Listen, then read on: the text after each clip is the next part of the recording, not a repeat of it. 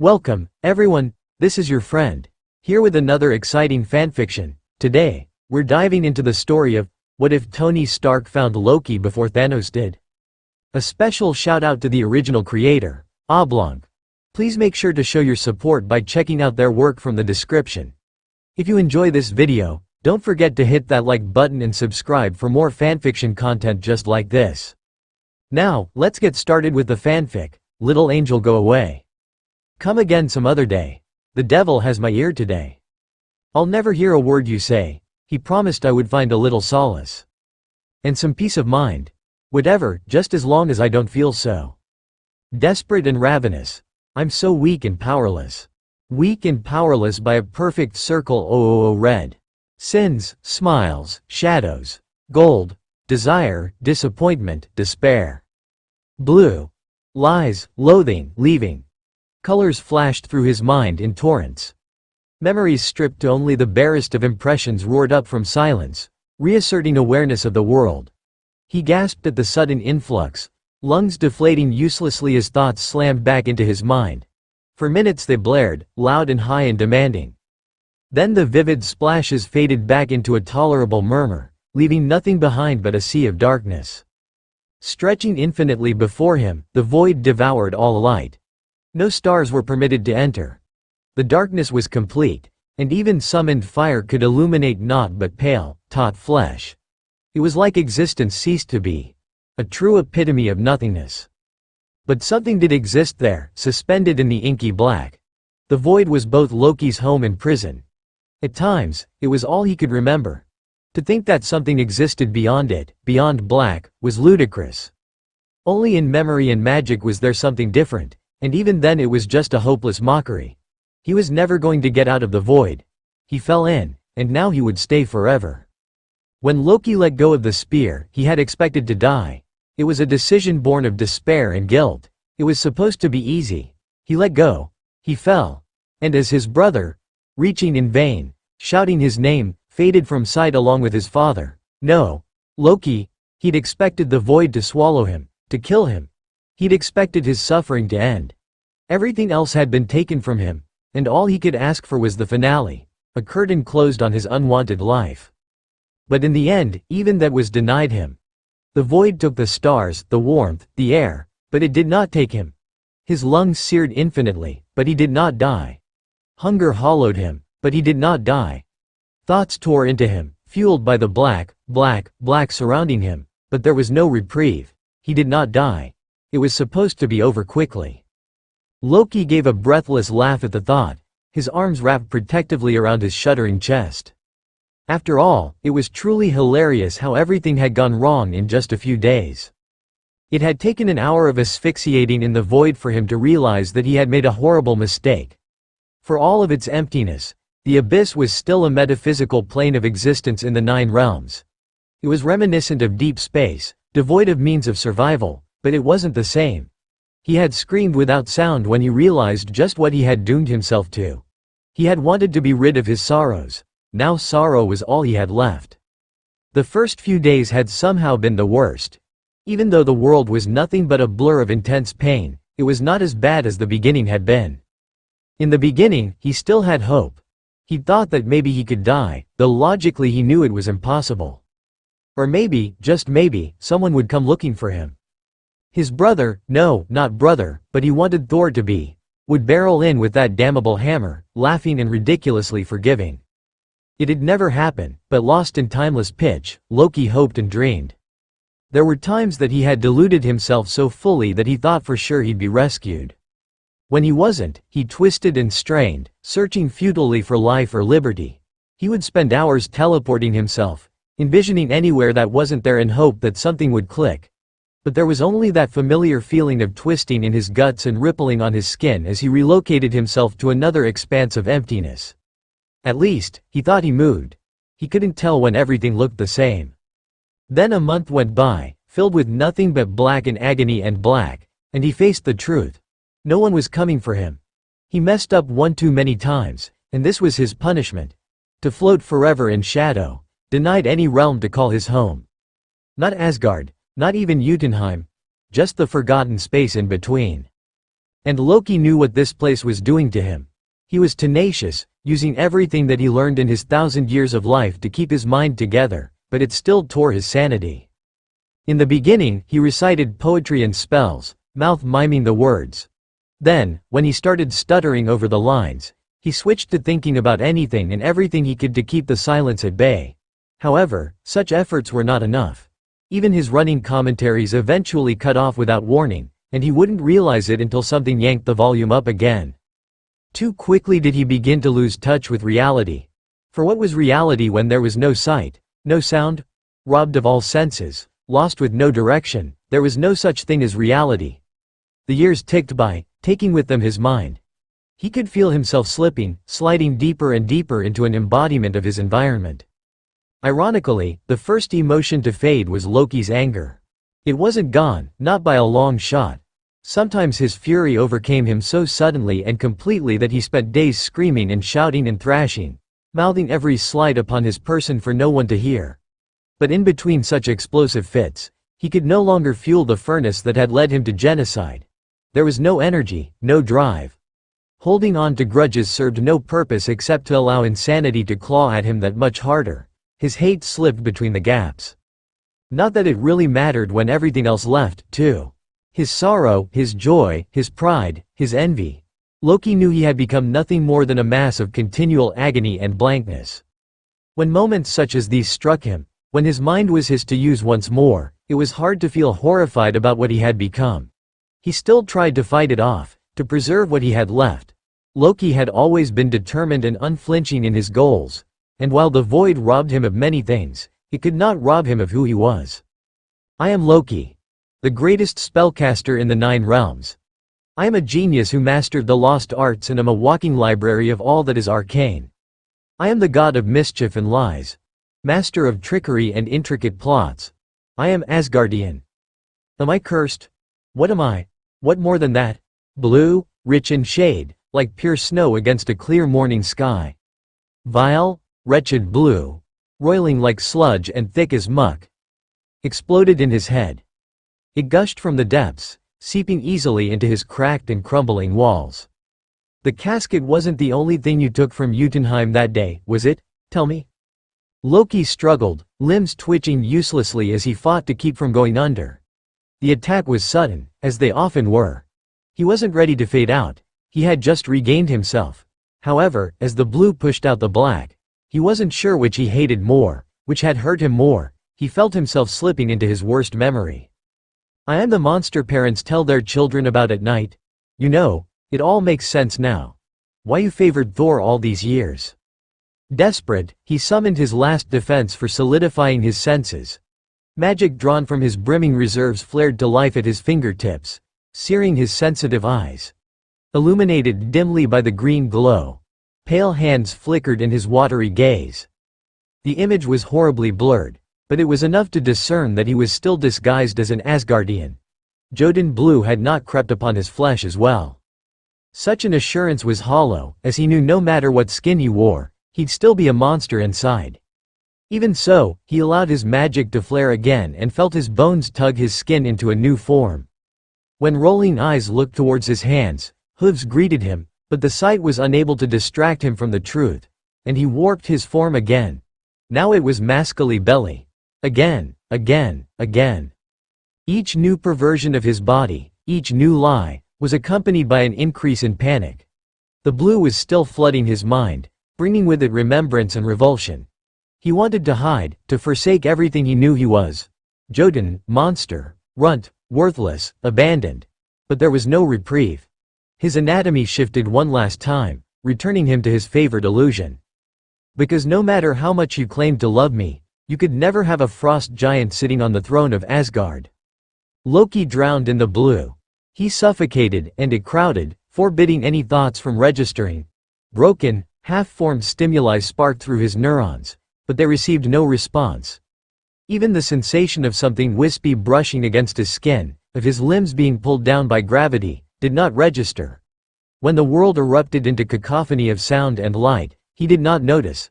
His eyes stared, glassy and unseeing, as his body hurtled towards the ground. Oh, no, bad dummy, bad, Didn't I tell you to stay in the corner? There was a reason for that? Dumb E, who had been brandishing the fire extinguisher, whirred sadly. He lowered his arm and wheeled backwards, dunce cap tottering on his head. Tony sighed and turned back to the project that sparked pitifully on his desk. It was the fourth one to short this morning. At least he thought it was morning. He didn't think he'd been working that long. It wasn't worth the trouble. And yet here he was, still messing around. Each device, no matter how perfect his calculations had seemed, went haywire after being activated. The first one even caught fire, which was of great excitement to the overeager robotic arm, and half of the lab had ended up covered in foam. Groaning, Tony swept the ruined device off the table and reached for an ever-present bottle of alcohol. He knew Pepper wouldn't be pleased, but then again, he was only working on the dam project because she told him to not piss off secret government agencies. Personally, Tony thought she was trying to please Mr. Agent, who kept popping up at inconvenient times. Jarvis, why did I ever agree to this? He complained, pushing away from the desk and slouching in his chair, half-full bottle dangling from his fingers. According to what you said 34 hours ago, sir, the ever-present AI began in his British drawl, and Tony knew he'd regret asking. You wanted the pirate with anger problems to stop bothering you for making it obvious that his security system wouldn't keep out a prepubescent fifth grader. It also appears that you are trying to convince Miss Potts that you are not irresponsible, though that effort most likely won't get you anywhere. Yep, shouldn't have asked. Of course Tony had to program Jarvis to be snarky, and of course the AI chose to be relatively polite to anyone that wasn't him. Whatever. I'm done with this for now. Tony flung himself to his feet, and if he stumbled drunkenly, no one had to know. Finishing off the bottle with a few quick chugs, he tossed it to the floor and pointed to Dumb E. Clean that up. And while you're at it, finish cleaning up the mess you made earlier. I want this room spotless when I come back. The robot gave an elated chirp and immediately set out from his corner in search of the broom, though Tony saw how he lingered at the fire extinguisher. It was a good thing that little quirk never got programmed into Jarvis, or his workspace would be a mess. Well, messier than it was already. Jarvis, I want you to review the scans of the last test run. Try and figure out what went wrong, then correct the calculations. We'll try again later, after I get more to drink. There was a loud crash from where Dummy was doing something. A lot more to drink. Of course, sir, and when Director Fury calls, what would you like me to tell him is the cause for delay? Tell him I had to sleep or something. That's what normal people do, right? Tony walked out of his lab, talking as he went up the winding staircase. Damn man is a slave driver. I bet he has a little screen under that eye patch of his so he can watch us all suffer while he stands all mightier than thou in his fancy hovercraft. I'm sure you are right, sir, the AI drawled. When would you like the next draft of All Your Base or Belong to Us to be finished by? Tony rummaged around in the kitchen cabinets, frowning as he kept pulling out empty bottles. Why don't you found one. He pulled a full bottle of Jack Daniels out of obscurity. Let's see. Tony tapped his chin in mock thoughtfulness as he made his way to the couch, flopping over the back of it and sprawling over the cushions. You know what, I think I want to go out and party. Why don't you just get it done by tomorrow? You don't need to waste server space making it a rush job. And by tomorrow, do you mean later today? It is currently nearing 3 in the morning. Tony blinked at that. He could have sworn it was noon. He dragged himself into a sitting position, craning his head to look over the back of his sinfully comfortable sofa. Really, you aren't pulling my leg, are you, Jarv? But a quick look out the window confirmed that it was the middle of the night. How had he not noticed it before? The walls of this house were mostly glass. One would think he'd have noticed the absence of the lovely California sun outside. Certainly not, sir. It is 2:56 a.m., Monday. And look at that, it wasn't even the right day, damn. Think there's any hot chicks still out? Tony raised a hand, halting the insulting response that was probably going to follow. Don't answer that. I'm sure there are. It's Malibu. I'll find someone. It's been too long, all work and no play. You partied, not even a week ago, sir. Exactly, like I said. All work and no play. At this rate, Captain Hook is going to ruin my status as #1 playboy. Jarvis, prep the suit. Daddy's going out. Jarvis sighed. Seriously, why did he program his AI to do these things? Wasn't the point to get rid of nagging assistants? And started preparing the Mark 8 for flight. As you wish, sir. Turns out there was no shortage of girls willing to go home with the legendary Tony Stark, and he ended up picking up some brunette around 5 o'clock. Lauren. Lori, Laura, Lola, something like that. He was pleasantly surprised that she didn't vomit all over his freshly cleaned armor when he drunkenly flew her to the house. Luckily, she was also too smashed to realize that he nearly dropped her 3 times, but that's another story. They both made it to the roof in one piece, Jarvis getting his revenge by yanking the suit off while Tony tried to keep from falling over, and the rest of the night went by flawlessly. Everyone was happy with how the morning went, and those who wouldn't like what he was doing didn't have to know. So, as always, Tony's nightmares had to go and ruin the perfect morning by startling him awake just a few hours after he fell asleep. He laid rigid in the bed, Lavender's, Lily's, arms and legs wrapped around him while she continued sleeping. Careful not to alert the woman to his distress, he tried to calm his breathing and get his body to relax. But when flashes of dark caves and fire continued to assault him, he realized it was a futile effort and untangled himself from his bed partner. Years of experience let him slip away unnoticed, and he trusted Jarvis to deal with his guest when she woke up. Once Tony was out of earshot of the bedroom, Jarvis quietly greeted him and proceeded with his daily updates. Tony let the mechanical murmur soothe his pounding heart as he made his way down into his sanctuary. He ignored the trembling in his fingers as he typed in the access key, confident that a few hours tinkering around would take the edge off. And if it didn't, alcohol never failed to comfort him. Sometimes he just had to drink enough to make him pass out. Healthy? Probably not. But it was better than the phantom feeling of hands and the irrational panic that accompanied them. "Hey Cinderella, how's the Klee?" he called as he stepped into the lab, glad to note that there was nothing obviously wrecked. However, he could never be too sure with his oldest. Last time Dumb E broke something important, he shoved 1,000,000 pieces of custom coffee machine under one of the cars. That, in turn, destroyed the car when Tony tried to take it out for a quick spin. When there was no answering chirp, the engineer narrowed his eyes and peered around the room a second time. Dumb E, what did you break this time? Still no answer, Jarvis. I believe Dumb E has accidentally trapped himself in the supply closet, sir.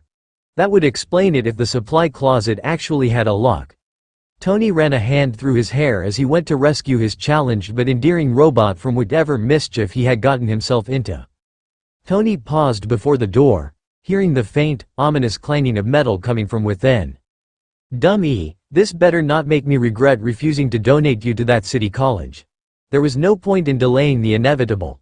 Tony pushed down on the handle, leaning cautiously against the door as it creaked open, only to slam it shut again as a giant metal beam came swinging towards him. Holy shit! The door bucked in his grasp as the pull pierced through the wood mere inches above his head. Dumb E. An apologetic VVRRRR was barely audible through the new peephole, and Tony banged the back of his head against the door. Every time I leave you alone you do something. Every single time. Dumb E whined again. Tony took a deep breath. It was too early for this, and now his curiously missing hangover was reacquainting itself with his brain. I'm going to open this door now. If you still have the urge to throw things, I'm going to ask that you resist for the sake of my continued well-being. Bracing himself, Tony cracked the door open again. When nothing tried to brain him, he pushed it open completely and took a step forward. He stumbled on a spilled-over toolbox. I could have sworn I didn't keep tools in here. Not after. Tony trailed off as his eyes finally took in the sight before him. Chaos would be the first word that came to mind. College was admittedly a close second.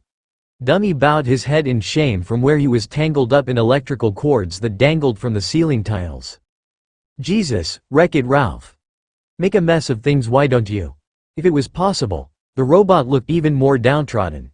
Tony mussed his hair again and picked his way through the wreckage to stand by his problem child.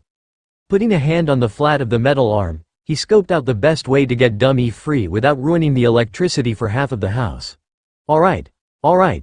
I'll get you down from there. Just give me a second. He had started towards the up-ended toolbox when Jarvis interrupted. Sir, there is an incoming message from Director Fury. Tony sighed. This day had looked promising just a few hours ago. Now he wouldn't be surprised if something completely obnoxious happened before it was over. I don't really want to talk to him right now. Can't you tell him I'm out defending the world from great evil and will get back to him after the dark magician has been defeated? And hey, dummy, hold still or I might decide to cut your wires. I'm afraid I cannot do that, sir. He said that if you do not talk to him now, he'll force his way in. Killjoy. Whatever, let's hear what Jack Sparrow has to say. A rough voice came over the speakers, contrasting with Jarvis's smooth accent. Your pet names got old years ago, Stark. Ah, Fury. The man never did like Tony. Which was fine, since Tony he wasn't going to try and get the stern man into his bed anytime soon. Have you finished the hijacking device you were asked to make, or have you failed that, too? Barely paying attention to the call coming through the ceiling, Tony continued to cut the wires that entangled Dumb E. Ouch, that hurts. You're saying you don't think highly of me? And here I thought you were coming to me for help because you thought I was a genius. Oh wait, I am a genius. A genius that promised me a way to fight the Doombots weeks ago, Fury growled. Tony could just imagine the glower the guy was giving his phone. Fate named him well. So I'll have it done by tomorrow. There's no hurry. Aunt. Tony clipped the last clump of wires holding Dummy in place with a flourish. Done. Now go somewhere else. With a grateful chirp at his freedom, the robot maneuvered his way out of the closet and headed towards the garage. Tony took one look at the mess before leaving as well. He had no desire to redo the electricity today. Stark, Fury snapped. Doom is attacking Washington as we speak, and we need to analyze one of his robots before the situation escalates. Is that supposed to be a subtle command for me to suit up? Jarvis had already pulled one of the suits up in the lab dock, and Tony stepped onto the platform as Fury's voice continued to thunder from his ceiling. Just get your ass over to DC. Captain America is helping with the evacuation. Your job is to take out the bots. It should be simple enough that even you can't screw it up. Not bothering to deign that with a reply, Iron Man erupted from the house like a red and gold missile. Live feed and directions filled the HUD as Tony angled off towards the capital city with his repulsors blaring. After his flight was stabilized, he appraised the situation on his screen. Most of the footage showed Spangles waving on a couple of terrified congressmen, yelling at the police, and throwing his gaudy shield at the few Doombots loitering around. Other feeds were focused on the bots that zipped around blowing up various important democratic institutions and mowed down fleeing civilians.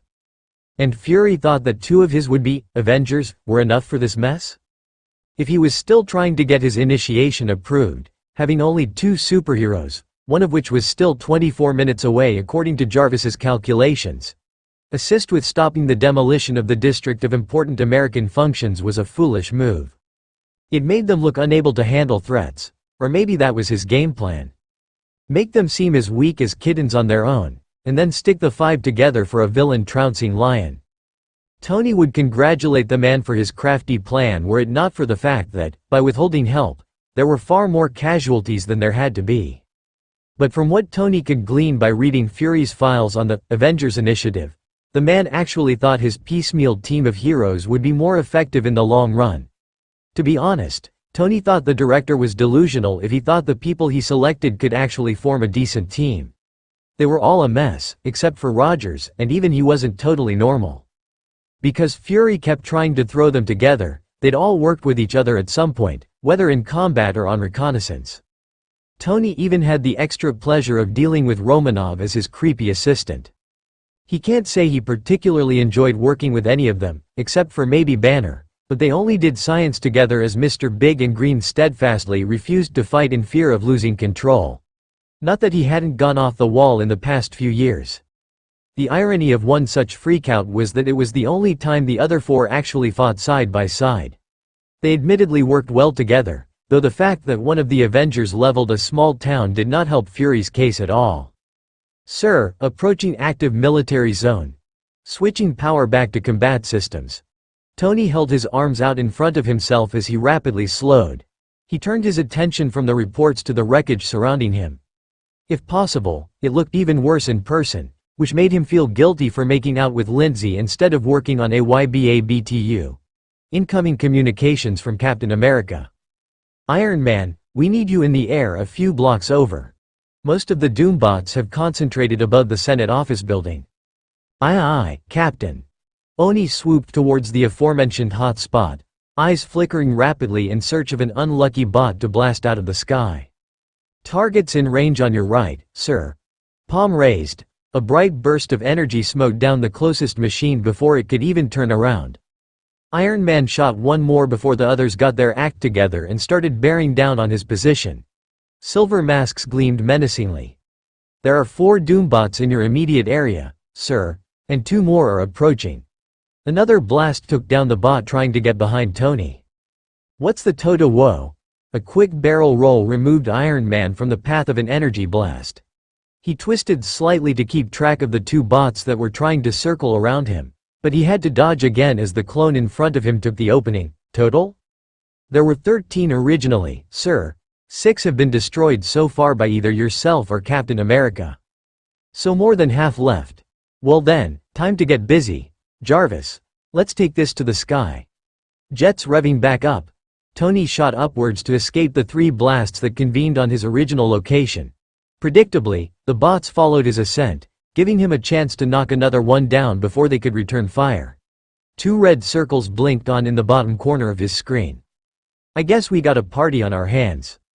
5 metal combatants chased each other around the sky, one accented with red and the others green. They ducked and dived around missiles and arching streaks of electricity, completely focused on the dance. One of the Doombots misstepped, and not a second passed before it was sent smoking into the cement below. Adjusting to their enemy, the other 3 tightened their formation, making it difficult to exploit any mistakes. They pressed in tighter, using their numbers to sneak into his weak spots. A few volleys later, a hit to the back sent him flying forward. He almost got fried as he tried to right himself. It quickly became clear to Tony that he was no longer the ringleader of this show. Yo, Captain. How are you doing on your end? Because my friends here are getting a bit edgy. And by edgy, he meant completely homicidal. We're clear. Just finished off the last hostile, and non-combatants have left the area. Lure them down and we can finish this. At least Rogers was reliable, even if he was a bit lot of a spoilsport. Not wanting to waste any more time, Tony took the first opportunity he could to tuck in low, weaving out of the way of his aggressive entourage. He almost managed to reach Rogers before one of the Doombots slipped his guard. The superhero didn't even have time to say, fuck, before the robot detonated right next to him. In a whirlwind of metal and limbs, Iron Man collided into a nearby office building. It took 3 walls to bring him to a stop, and the last one deposited a chunk of plaster onto his chest in retaliation. Iron Man, are you okay? Rogers' voice fizzled over his speakers. The last Doombot is being dispatched as we speak. At least Tony didn't need to worry about getting electrocuted while he figured out how to work his legs again. Oh, yeah, I'm just peachy. I love getting thrown through a building. Wouldn't be a good fight if I didn't suffer from internal bleeding while I was at it. Ah, that was it. Left leg operational. Check. Right leg? Working on it. If you have enough energy to joke around, you can't be hurt that bad. We don't need you for cleanup. You're free to go. Tony would have left even if S.H.I.E.L.D. still needed him. He'd dealt with enough crap today. All he wanted to do was go home, get a nice bottle or 2 of some overpriced scotch, and maybe take a quick stroll in his sleek Celine S7. No stress, just a nice evening to himself. Picking his way free of the rubble, Tony groaned as dented bits of armor aggravated already forming bruises. His gait was stiff as he followed the furrows he made in the floor back to his point of entry. The movies lied. It didn't look like an Iron Man-shaped hole. Jarvis, take us back. Keep the suit as level as possible, and no turbulence, please. Yes, sir. The thrusters activated slowly, and Tony was forever grateful for his competent AI. His flight back was uneventful. He didn't even give a bird a heart attack this time. It wasn't until he was inside of his house that it happened. Sir, there is an unidentified object above your house.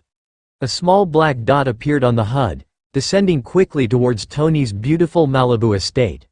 Trajectory patterns indicate collision in the general vicinity of the garage. Garage? The sports cars. What? No. Ignoring the ache it caused, Tony increased the flight power even though he knew he'd never make it in time to stop whatever was falling towards his unsuspecting cars. Speaking of which, what the hell is it? A doombot? Missile? Meteor? Hawk with a grudge? Come on Jarv. Give me something here. Tony strained his eyes even as Jarvis digitally enlarged and enhanced the feed. Whatever the genius was expecting, however, was not what showed up on his screen. Is that? Oh, Jesus Christ. Fuck, if he wasn't going fast before, he certainly was now, and this time not out of concern for his expensive vehicles. Sir, you won't make it in time. Shut up, Jarvis. Put more power in the thrusters. The suit shuddered as it increased speed, but the AI was right.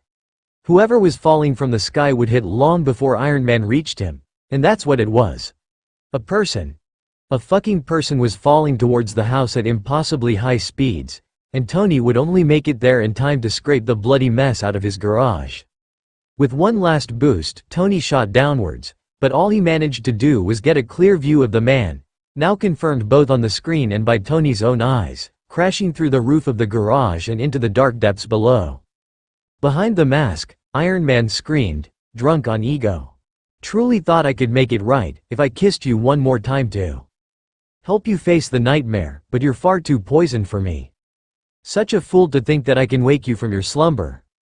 That I could actually heal you, sleeping beauty, poisoned and hopeless. You're far beyond a visible sign of your awakening. Failing miserably to find a way to comfort you, sleeping beauty by a perfect circle. Oh my god, oh fuck, damn it, oh my god. Like a mantra, Tony kept repeating those words, as if saying them would take back time, would undo the last few minutes, would let him be fast enough. But no matter how many times he swore or blasphemed, time remained resolute. The gaping hole in his roof stayed, and with it, so did the guilt. What kind of hero was he, letting someone fall to their death before his very eyes? He was right there, and he did nothing. Except he knew he had tried, and that fact might have been worse than the alternative. When he realized it was a person falling to their death, an actual living person. Though they certainly weren't alive anymore. And Tony ripped off his faceplate as the thought churned his stomach. He would have done anything to save them. There just wasn't anything he could do. All of his science, his work on making the suit perfect so he could actually help people, had been useless. He had been useless. It took Tony a few minutes to gather the nerves necessary to lower himself down through the new hole in his ceiling.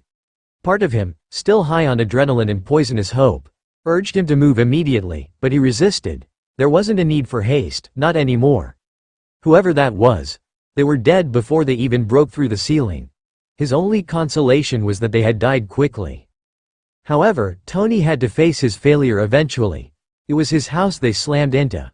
He couldn't just leave and act like it had never happened. That might work for other things, but not this. It was his fault, whether the blame was logical or not, and he would do what he could to make things right. He had to find out who it was, apologize to their family, and offer them anything he could to ease the repercussions of his mistake. A part of him wondered why the hell someone had been free falling above Malibu in the first place, but that came later. Right now, there was a body sitting in his garage, and he couldn't ignore it any longer. He didn't want to leave it for Pepper or Rhodes to stumble upon. It was his responsibility, whether he liked it or not. Slowly, haltingly, he directed himself over the gaping maw that was his roof, noting, with a bit of gallows humor, that it was right next to where he had fallen through on his first flight as Iron Man, and lowered himself into the darkness. Without his helmet, there was nothing filtering out the thick, metallic reek of blood or the stench of gasoline. It hung heavy in his lungs, clogging his nose and reminding him of another day filled with death and fire. Gagging on the smell and hanging on the verge of memory, Tony almost lost his nerve. He moved to turn back on his thrusters. He just couldn't do this right now. Not alone. He needed someone there with him who could selfishly tell him that it wasn't his fault. Someone to tell him that the blood painting his garage was not also painting the ledger already soaked through with his mistakes. When a loud, choking rasp caught his attention. Was that? Eyes widening in realization, Tony barked for Jarvis to turn on the lights while killing the repulsors. With the room now bathed in light, he landed a few feet away from where the impact occurred, confused, bewildered, and hopeful. Oh my god. There, lying on the crushed hood of his Celine S7 and showered with blood and glass, was a man that, against all reason, happened to be alive. Unconscious and looking like he just escaped from hell, but alive. Brain going lightning fast, Tony tried to sort through the scene before him. He took in the appearance of the man. He was clothed in tattered leathers that hung off of his emaciated figure. Long, matted black hair clung to his pale, blood-drenched face. His skin, Tony didn't even know skin could be that shade of white except for in cheap vampire films, clung tightly to bone, a morbid display of a lack of fat or muscle. It was like a Holocaust survivor photo, ruined only by the smashed sports car, Renaissance fair get-up, and the glass. No photo Tony saw had the people impaled with foot-long shards of glass. How the hell was he still alive? When a loud, chest-rattling cough broke the rhythm of desperate inhalations, Tony finally jumped into action. He lunged forwards quickly and methodically, grabbing hold of all the glass shards he could find and pulling them out of paper like flesh. He could only hope that none of the shrapnel had pierced anything important. His own chest twinged in remembrance beneath the arc reactor. It didn't look like any had. But Tony only had the knowledge of his own experience to guide him. The bloody pieces collected in a pile on the floor, joined shortly by serrated sheets of drenched metal. "Sir, I would advise that you stop. At this rate, he is going to bleed out." Tony paused, his hand wrapped around a soaked shard. He was nearly finished disentangling the man from the wrecked orange car. "What?" "The glass was preventing blood flow. All sources indicate that you should apply pressure to the wounds immediately." Cursing himself, Tony moved to do just that when he saw it. At first, he thought it was a trick of the light, but when a closer look revealed the same thing, he paused. The skin that moments ago sported a vicious gash was nearly flawless. Only a slight scar and sea of red divulging the wound that had just been there. Curiosity piqued. Tony removed one of the remaining fragments and watched in fascination as the blood clotted within seconds. In less than a minute, a new layer of skin had formed. "Jarvis, are you seeing what I'm seeing?" "Yes, sir. It appears he is healing at extremely accelerated rates. Were I to make a deduction, I'd say such an ability would most likely account for him surviving the fall through the roof." "So do you think he's an enhanced soldier, or maybe a mutant?" "I'm going to go for the obvious here and say he isn't a normal human." The scientific parts of Tony's mind started churning, thinking of anywhere he's heard of healing powers that matched this caliber. One of the X-Men possessed similar abilities, if he wasn't mistaken, but that seemed to be it. Even Captain America was unable to heal that quickly or cleanly. It would have taken him days to scar over. But just as Tony was about to write off the healing as a mutant power, he remembered something he had read about in the S.H.I.E.L.D. database a few years ago. It was irrelevant at the time, but now the information pulled itself to the forefront of his mind. A few aliens had shown up in a small New Mexico town. They too were clad in leather and equipped with super healing. It was unknown how many of them there were or where exactly Asgard, their homeland, was. But the ones who did show up came from the sky. That would account for why the man fell from nowhere. "Jarvis, see what information S.H.I.E.L.D. has on Asgard. Check other superhuman research as well, but I think leather-clad aliens is the best bet for what we have here." "I have already started, sir. Should I contact Director Fury as well?" Tony was about to retort, no, simply on the principle that he didn't like S.H.I.E.L.D. getting into his business, but then he reconsidered. While the man's flesh wounds had disappeared, he was still freakishly thin and that hideous wheeze he made with every breath wasn't going away. S.H.I.E.L.D. would be better fit to deal with the well-being of an abnormal entity, and if there was a chance he came from a race of warrior gods, they'd not dare experiment on him for fear of intergalactic retaliation.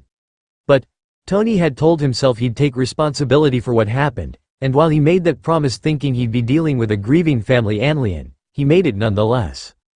He had made a mistake, but he could fix it. He had to make things right or he'd never forgive himself. No, don't contact him. I'll take care of it. I'll need some medical supplies or something. Figure out what I need and get it shipped to the house as soon as possible. If they say they don't do express shipping, tell them I don't care and I'll pay extra for it." Decision made, Tony checked to make sure nothing else was stabbing into his new charge before lifting him into his arms, mindful of where his armor had dented. Even so, bony limbs smacked painfully against the suit, and Tony couldn't help but be disgusted by the sharp contours of the man's body. He looked like a skeleton that someone didn't get the memo to bury and instead thought it would be amusing to dress up like a comic book character. Tony hoped the man recovered his muscle mass with the same healing efficiency he revealed earlier, because while he wasn't an expert in physical therapy, he knew it took ages to come back from complete degradation. Fat, too. Screw obesity. The man needed to eat like Tony drank. Infinitely glad that Pepper wasn't around. Normally she showed up after missions to check on him. But there was a problem with Stark Industries. Tony made his way through the lab and up the winding steps. Had she been there to see him cradling Jack Skellington while covered in blood, she would have freaked. Not that her concern wasn't nice sometimes, emphasis on the sometimes, but it had been a long day. The sooner he got the man situated in one of the guest bedrooms and got himself a beer, the better. It wasn't until Tony dumped the man on the bed. Those sheets were definitely getting thrown away tomorrow. He was never going to get the blood off, that he fully realized he had no clue what he was doing. Sure, put the alien in a room and try to give him amateur medical care, but then what? The guy was wasted. For all Tony knew, he wouldn't recover swiftly. Did he really want to be the caretaker of a stranger? Would said stranger even accept Tony's help after he woke up? And there was no way the guy didn't have some sort of mental problem after going through. Whatever it was that made him look like that. It wasn't like Tony could just hand him off later if things weren't going as well as he liked. Well, he could, but he was trying not to be a self-centered dick. There was also the fact that the man was a complete unknown. For all Tony knew, he was a homicidal maniac. True, he probably wouldn't be much of a threat at the moment, but did Tony really want someone he didn't know loose in the house? With Pepper around? And Pepper. He couldn't hide his newest stint from her forever. What would she think? But looking at the man's face, scrunched in pain as he struggled to breathe, he remembered when he must have looked like that too. What the hell did you do to me? What I did was save your life. Yinsen had saved him, both in that moment and when he had sacrificed his life for Tony to get away. He had been to one who helped Tony when he was lost, so you are a man who has everything, but nothing. And forced him to finally open his eyes. Is this what you want? Is this what you wish the legacy of the great Tony Stark to be? Being the merchant of death was never what he wanted. Back then, he had been selfish, conceited, and shallow. He offered help to no one, cared about no one. He hadn't even appreciated his closest friends because he'd thought that he was better than them. Tony had been nothing more than a naive child with a genius's mind. Afghanistan changed all of that. Yinsen changed all of that. He sees the darkness in the world, and in his own heart, and is forever changed. Yinsen had saved him because he thought Tony would become something more. He only had one request, and Tony intended to honor it. Don't waste it. Don't waste your life, Stark. So regardless of the what-ifs, helping this bloody and wrecked man was the right thing to do. Tony knew Pepper would understand when he eventually told her. If there were problems, he'd handle them as they came. No point in giving up before he even started. With that, Tony set about cleaning the man off.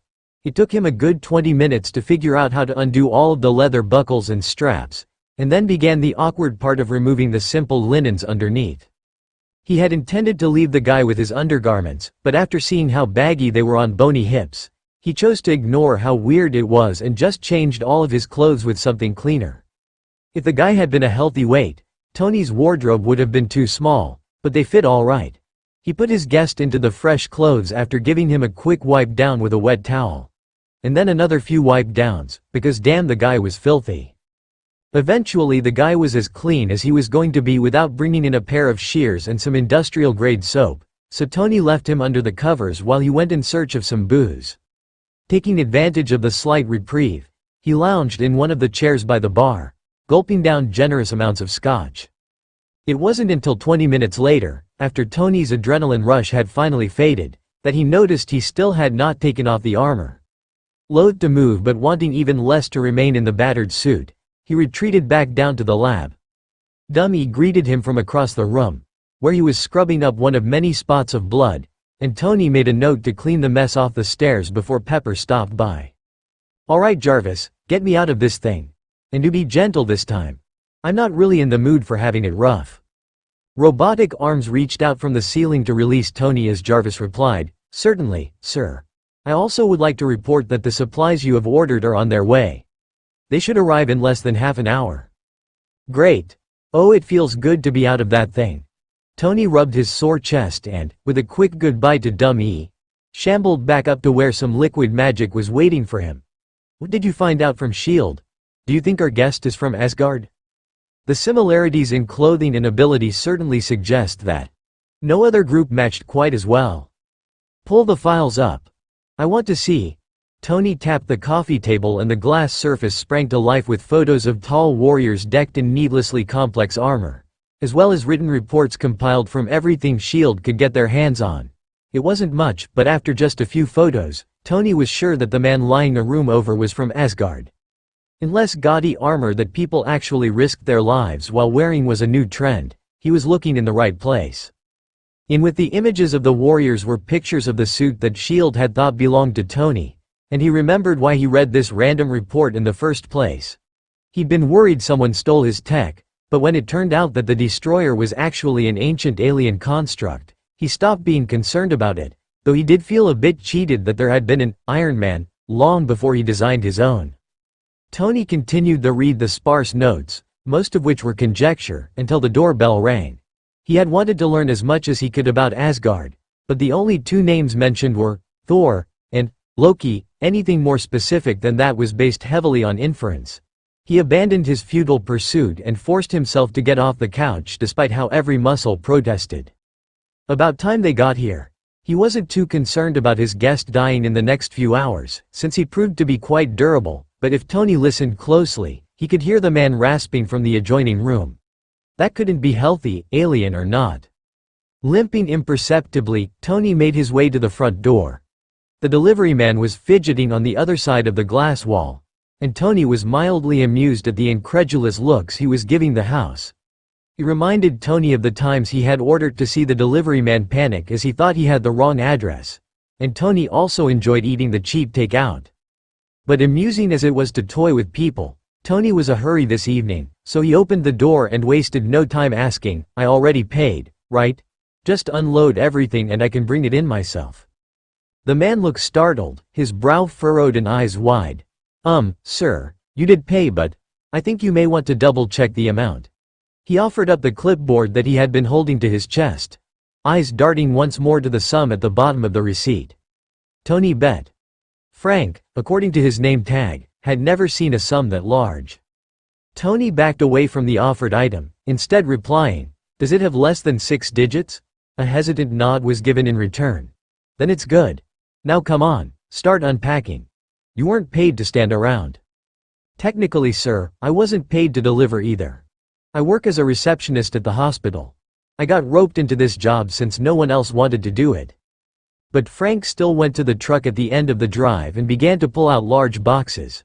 There was 7 in total, making Tony wonder what exactly his AI had seen fit to buy. Chances are the engineer wouldn't be able to name even half the stuff, let alone use it. Oh well, there was always time to learn.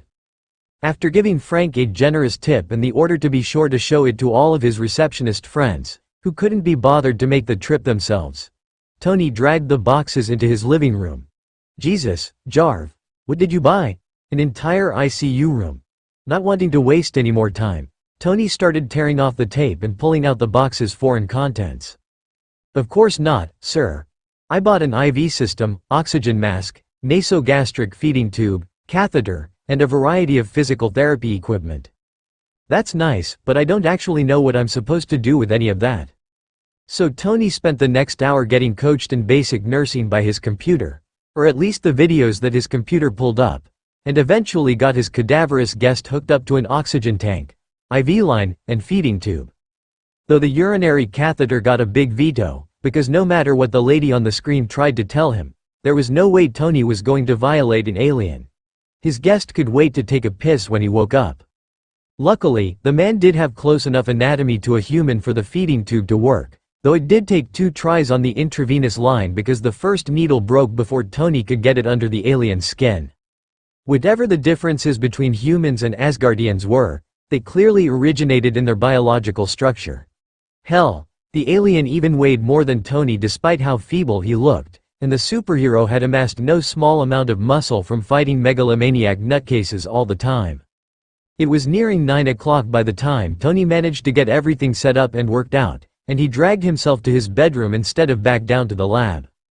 He'd probably go down in a few hours anyway after sleep eluded him, but for now, he needed to take a breather and let his muscles relax. He would probably look like hell in the morning when his body started to feel its impromptu trip through a couple of walls. He just hoped the next few days weren't quite as hectic, because he couldn't take much more mayhem. To Tony's relief, the following 3 days did go by relatively normal. Taking care of his guest was easy now that everything was set up, and Jarvis alerted him to any changes. Despite being interested in the man's well-being, there wasn't much Tony could do for him while he slept, not to mention he had his own work to do. He instead spent his time flipping through the scans Jarvis had taken on the last prototype of AYBA-BTU, trying to figure out what went wrong. The goal was to make a small attachment that could emit a frequency able to disengage the self-destruct protocol on Doombots. This would allow them to capture one and dissect its programming. But despite Victor Von Doom's inability to refer to himself in first person, his robots were nearly flawless in their design. Very few EMP fields were able to shut them down, and those that did couldn't undo the detonation sequence. By compiling the frequencies and fluctuations of the types of fields that did work, Tony pinpointed what should be the wavelength the self-destruct worked on. Which was fine in theory, but as he discovered in his previous 4 models, the machines kept shorting themselves out. In turn, Tony couldn't find a design that could both be attached to a Doombot and keep from getting damaged by its own effect. That's where his 5th and 6th prototype came in. One would be designed to emit a small electromagnetic pulse in the shape that was simplest, and the other would be designed to get the EMP close enough to a Doombot to work. If everything worked right, he could then set to adjusting both designs to work with one another and not ruin their purpose. He had been in the middle of welding wires onto a tiny circuit board when Jarvis spoke up. "Sir, your guest is in the garage." Guest? Mind still absorbed in his work, Tony's mind jumped to the most obvious conclusion. Rhodey. Though he hadn't expected Rhodes to come over anytime soon. Last he checked, his best friend was overseeing a weapons utilization convention in DC. Maybe something came up. Whatever it was, Tony wasn't going to stop working. Tell him I'm in the middle of something. He can wait for me in the kitchen. Or better yet, come back a different day. Sir, I believe you misunderstood. I was referring to the guest that fell through your roof 3 days ago. It took a moment for Tony to sort out what was wrong with that statement. Turning off the welding torch and setting it down, Tony tentatively clarified, "So Marvin, not Rhodey or anyone else, is in the garage? Like, the garage with the car's garage? That one over there?" He pointed towards the door that connected his lab to his underground parking lot. "Because I didn't see anyone walk through here." Not that his guest was in any condition to walk anywhere, either. "Of course not, sir. It appears he teleported from his room." "Right, he teleported. Obviously. The fuck?" Tony shoved off from his work table and sprinted towards the garage. "Jarvis, you better be kidding me," but sure enough, there was pale, lanky body lying on the ground where Tony's orange sports car used to be. The scene was too similar to Monday for Tony, and he picked up his pace for the last stretch, skidding to a halt just before the limp body. Kneeling quickly, he grabbed the man's knobby shoulders. Tony didn't think he'd ever get used to just how wrong the man's starved body felt, and flipped him over onto his back. Wide, glassy eyes stared up at him. No, not at him. The dull green eyes were unfocused, failing to react even as a hand slowly waved before them. "Hey, anyone home in there? Hello? You're kind of creeping me out. I'd appreciate if you stopped staring through me. You're making me feel like I turned invisible or something. Hello? Still nothing." Tony reached over and roughly shook the man's shoulder. "Nope." A brisk slap to the face. Not even a blink. Disturbed, Tony released his fingers that were digging into the catatonic's arm and leaned back. He had heard of people entering stupors as a result of severe depression and post-traumatic stress, but he'd never actually seen it before. The guy was like a doll, and that brought Tony back to the ever-present question of what had happened to make such a powerful being weak and, apparently, insensible. He could all too vividly recall his own stint in Afghanistan, and he looked nothing like this when he rose from that miserable cave. However, back then he had Yinsen, Who was the rock that kept Tony tethered in those 3 months? Did this guy ever have someone to keep him sane? Someone to look at for reassurance that he wasn't alone in hell?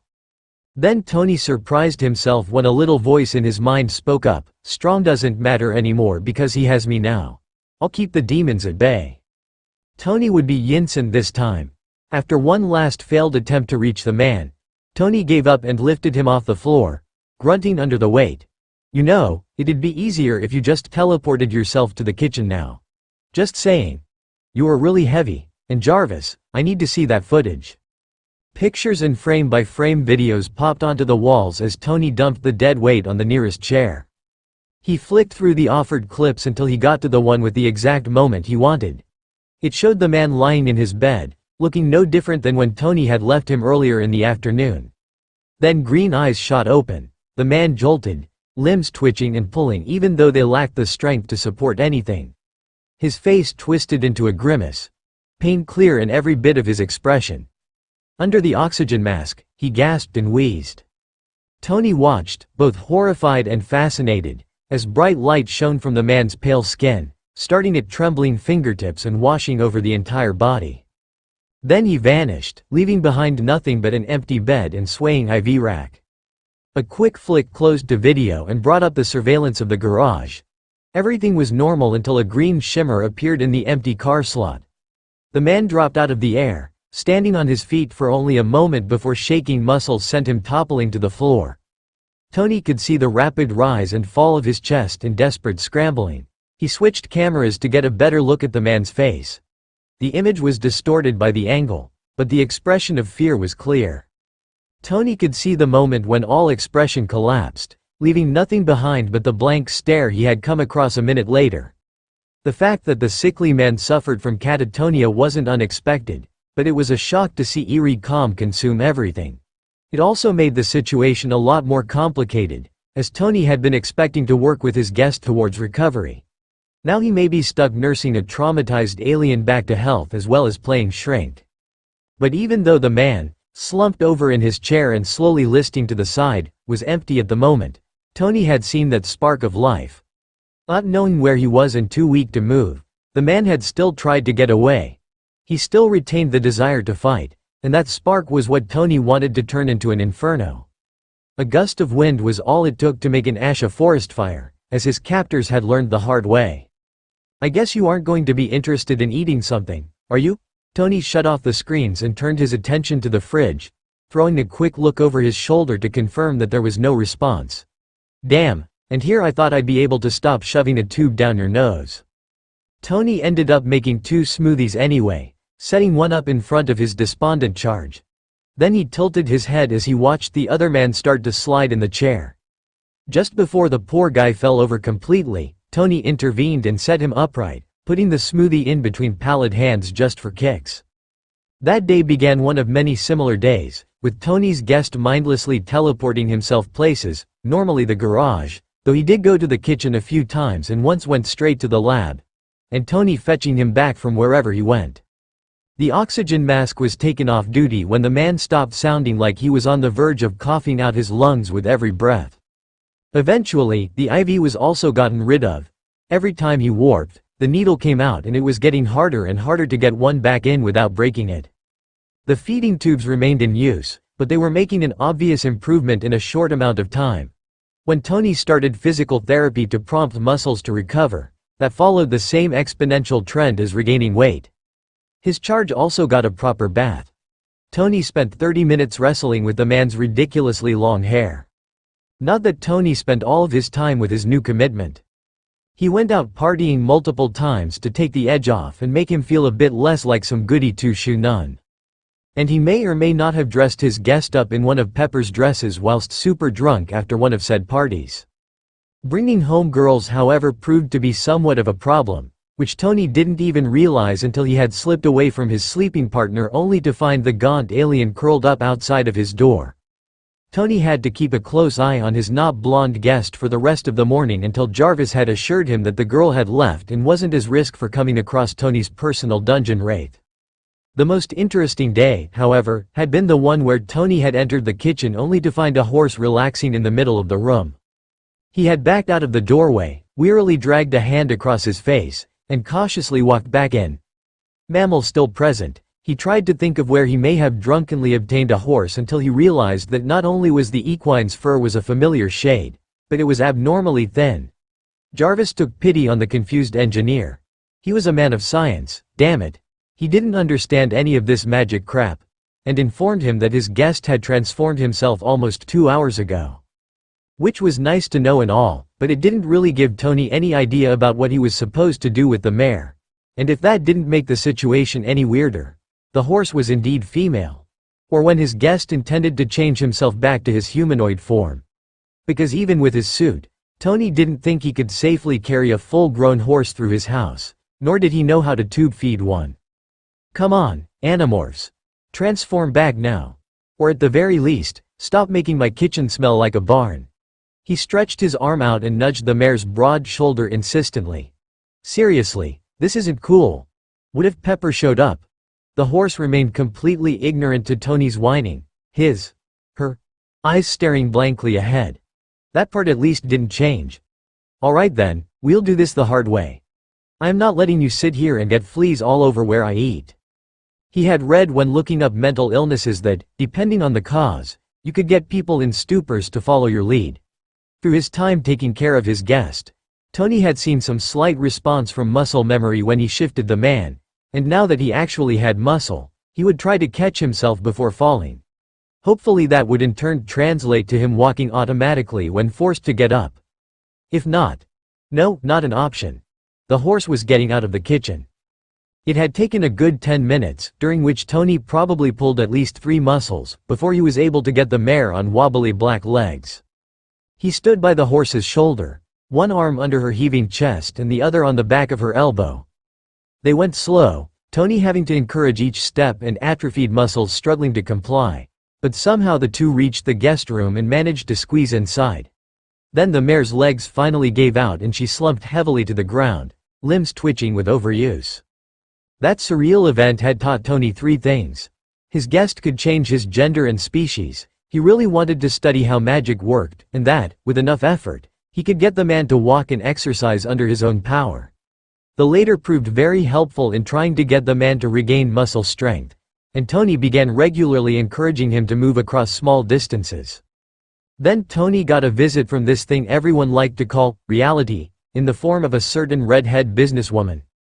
He had been in the middle of organizing a new shipment of supplies for his guest when she wandered into the kitchen, talking on the phone while looking at some paperwork. She had been prepared to ignore Tony until she had finished her call, which he would have been glad of, since he hadn't tried to hide what he was doing the moment she came in the room. But after realizing what it was Tony was fiddling with, her eyes narrowed and she politely interrupted the person she was talking to, telling them that she had to deal with something real fast. She pointedly pulled the phone away from her ear and gave Tony the look, which roughly translated into, "You did something stupid and didn't tell me." Tony braced himself and was about to explain that it wasn't his fault, really, he was just trying to fulfill his duties as a responsible human being, when Pepper hissed, "Anthony Edward Stark, if you were dying again and refrained from telling me, so help me God I will walk out of here right now and you will never see me again." Oh, well, that was not quite what he had been expecting, though it was probably not better. It's not what it looks like. Not what? So you were going to tell me? Or are you just going to make excuses like last time? He cringed a bit at that, and damn was Pep scary when she was angry, and worried. What I mean is that this isn't for me, Tony cut in, and Pepper put a hand on her hip while the other gestured for him to continue. I may have taken in an alien who fell through my ceiling the other day. Oh, but don't worry. He looks human when he isn't turning into a horse. No antennae or blue skin or anything. He looked at Pepper imploringly, but her expression remained stony. Sad was the fact that mentions of him harboring aliens didn't even get a raised eyebrow anymore. Go on. A hand sheepishly wandered into greasy brown hair. And he may be suffering from severe starvation and is about as responsive as a rock most of the time. So I thought I'd do the mature thing and help him out.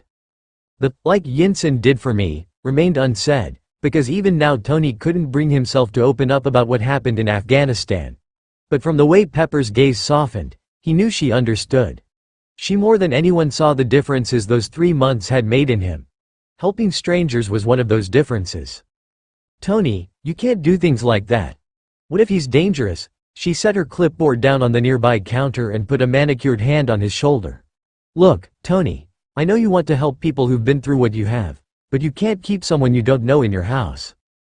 "Pep, he couldn't be dangerous if he tried. Come on, I'll show you." "Jarv, where's our spontaneous friend at the moment?" British voice informing him that his guest was in the garage. Tony grabbed the hand resting on his arm and pulled Pepper forward. The pair traveled down the stairs, but then Tony halted Pep before they came into view of the garage. He turned towards her, serious. "I know he looks bad, but trust me when I say he looks 10 times better than he did when he first came here." With that they turned the corner, and it only took a moment for Pepper's eyes to find her target. She gasped, hand flying to cover her mouth. "Oh my God." Then she ran forwards, heels clacking loudly in the otherwise quiet space. Tony followed at a more sedated pace, already too familiar with the sight that had been waiting for them. He hadn't been lying when he said that the man looked a lot better. He didn't look like a skeleton with some skin tacked on anymore, though he still seemed like he was going to keel over any second. And he probably was. The man could stay on his feet for a little bit, but he always reached his limit far too quickly. When Tony came up alongside her, Pepper had both of her hands on the catatonic man's face, fingers brushing against hollow cheeks while she looked into unresponsive green eyes. "I can't imagine what he must have been through," she murmured. Neither could Tony, and that's what made it even worse. He stood next to Pep while she observed his guest, only intervening when he noticed that the man's legs were quivering in a way that meant he was going to drop soon. In a move that conveyed how often he's done it, Tony grabbed under the man's shoulders while nudging the back of the weakening knee with his toe. Obligingly, the man sank to the floor with Tony's support, slouching wearily on his knees. Pepper watched quietly, stepping back slightly to allow them some space. Only when Tony straightened did she speak. "Tony, while you seem to be doing a surprisingly good job with him," she started calmly, "I think you're in over your head. He needs help, real help. You're not cut out for this. You're an engineer, not a nurse or a psychiatrist." Said engineer made to mention that he was also a genius, but Pepper cut him off. "No, Tony. I know what you're going to say, but this just isn't a good match. What are you going to do when you get bored like you always do? What then? He's a person, not a machine. You can't just lock him away somewhere when you decided you'd rather go out and party." He understood that, he really did, but this was different. This was personal. "But I can help him, Pep. I know what it's like to feel like your mind isn't your own anymore. I can provide him with something to focus on, so the whole world doesn't feel like it's slipping away. And if you did send him off to some crazy house, how are you going to explain it to them when he starts teleporting away, or when they come in to check up on him and find a horse instead? Jarvis can keep an eye on him, and I'm more prepared to handle unexpected bouts of magic than some doctor." Tony knew it sounded like he was begging, and maybe he was, but he had to make her understand. He could do this. He had to do this. This, what he was doing here, was what Yinsen had wanted, what he died for. Tony had steadfastly been ignoring the traitorous part of him that said, "But does it count being Yinsen when the man is nothing more than a puppet?" "Pepper, you're always telling me to think about others, and I am. I thought he was dead when he fell through my roof. For those few minutes, I suffered believing I had failed to save someone who was right in front of me, needing my help. Well, turns out he wasn't dead, but he still needs help, help that I can give. I can do this." They stared at each other, one trying to express his sincerity and the other starting to realize the gravity of the decision that had been made in this very room 2 weeks before. Finally Pepper conceded. "Tony, sometimes I wish I didn't understand what goes on inside that head of yours. Fine, but if this starts getting out of your control, at least tell me so I can help. I'll stop by when I can." The next 3 weeks passed by quickly. They were filled with partying, a perfected prototype of all your base or belong to us, and visits from Pep. She had just left from one of said visits. "Tony, he's still catatonic and it's been over a month. Don't you think it's time to try something different?" When something happened to rekindle Tony's waning hope. He had been working in the lab on Mark 35 when, out of the corner of his eye, he saw someone walking in the garage. Thinking it was Pepper, he had turned back to his work, but then a flash of green caught his attention. He looked up, realized who it was, and set off running with hope budding in his chest. However, when Tony caught up to the listless man, he was disappointed to note that the blank stare remained. Still, his good mood wasn't crushed completely. This was progress, proof that his efforts were paying off. Tony steered the man away from the exit of the garage. He'd have to make sure that Jarvis kept the exits closed. No reason saving the poor guy just to let him wander into the street and get run over, and was filled with relief that things were finally getting better. It turned out that the whole walking thing wasn't as nice as Tony thought, since a mobile alien was a lot harder to keep tracking of than a bedridden one. The man stumbled a lot, often collapsing in the halls and unable to move again until Tony came around to collect him. Worried that he would get into something dangerous, Tony situated the man in the lab and assigned Dumb E, which pleased the robot immensely. Fortunately, the increase in walking led to a decrease in teleporting or transforming, and Dumb E didn't have too much trouble herding his new task away from unsafe items. Tony thought the new situation worked fine. No one got hurt. Dumb E was staying away from the fire extinguisher, and he got plenty of work done. But Pepper disagreed. She took one look at Dumb E tugging on the man's arm to keep him from walking into a welding torch and protested. "What are you doing? You can't just treat him like a dog and give him to Dumb E." Tony didn't see what the problem was. Dumb E had more focus to spare than he did. He'd also never made Dumb E watch over a dog before. At least he didn't think he had. That could have been one of those drunken, "I want a pet" moments he cannot remember. No one's treating him like a dog. More like a magical doll that happens to like walking into things. He's fine. And he really was. Tony could see improvement every day, and while the man had yet to speak, he started reacting to the world around him. He would gravitate towards Tony while he worked in the lab and only teleported when left somewhere dark or quiet. Tony knew his busy lifestyle suited the man far more than a mental ward or Shield's containment cells. And while Pepper wasn't convinced, she let him continue to do things his way. Not that it really mattered to Tony. He knew he was getting somewhere, regardless of how simple his methods were. He just had to be patient. Then that evening, while Tony was putting the finishing touches on his latest suit, a loud crash sounded from the other side of the lab. Following the sound, so quiet Tony almost didn't notice, was an agitated whine. It was the first noise the alien had made, and as Tony hurried towards it, he would have laughed with delight were it not for the fact that his now aware guest looked terrified. The man was on his knees, arms wrapped tightly around his chest while he curled protectively into himself. A crate of metal parts was upside down on the floor next to him, and Dumb E whirred anxiously, craning his arm over the man's back to check on him. "Hey, it's okay. Calm down, it's..." Tony started to reassure as his got down to his knees when green eyes, bright and vivid and wet with tears, but alive, darted up to look right at him. Tony felt his breath catch in his throat. God, there had been times when he thought the other man would never regain awareness. Even when flickering eyes moved away, trying and failing to catalog everything at once, Tony felt the weight of that momentary gaze. He smiled softly and whispered earnestly, "It's good to see you back, Sleeping Beauty." Said Disney princess wasn't in the clear, however, and the man was wheezing heavily. Tony began talking to him again, using his calm to try and keep the other from panicking like Yinsen had done for him. Then Tony made a mistake. He reached a hand out to gently brush against his guest's arm. The man freaked, flinging himself backwards and colliding with Dumb E. He gasped and trembled like a cornered animal, gripped, Tony knew, in the throes of senseless fear, while his hands clawed furrows into the ground.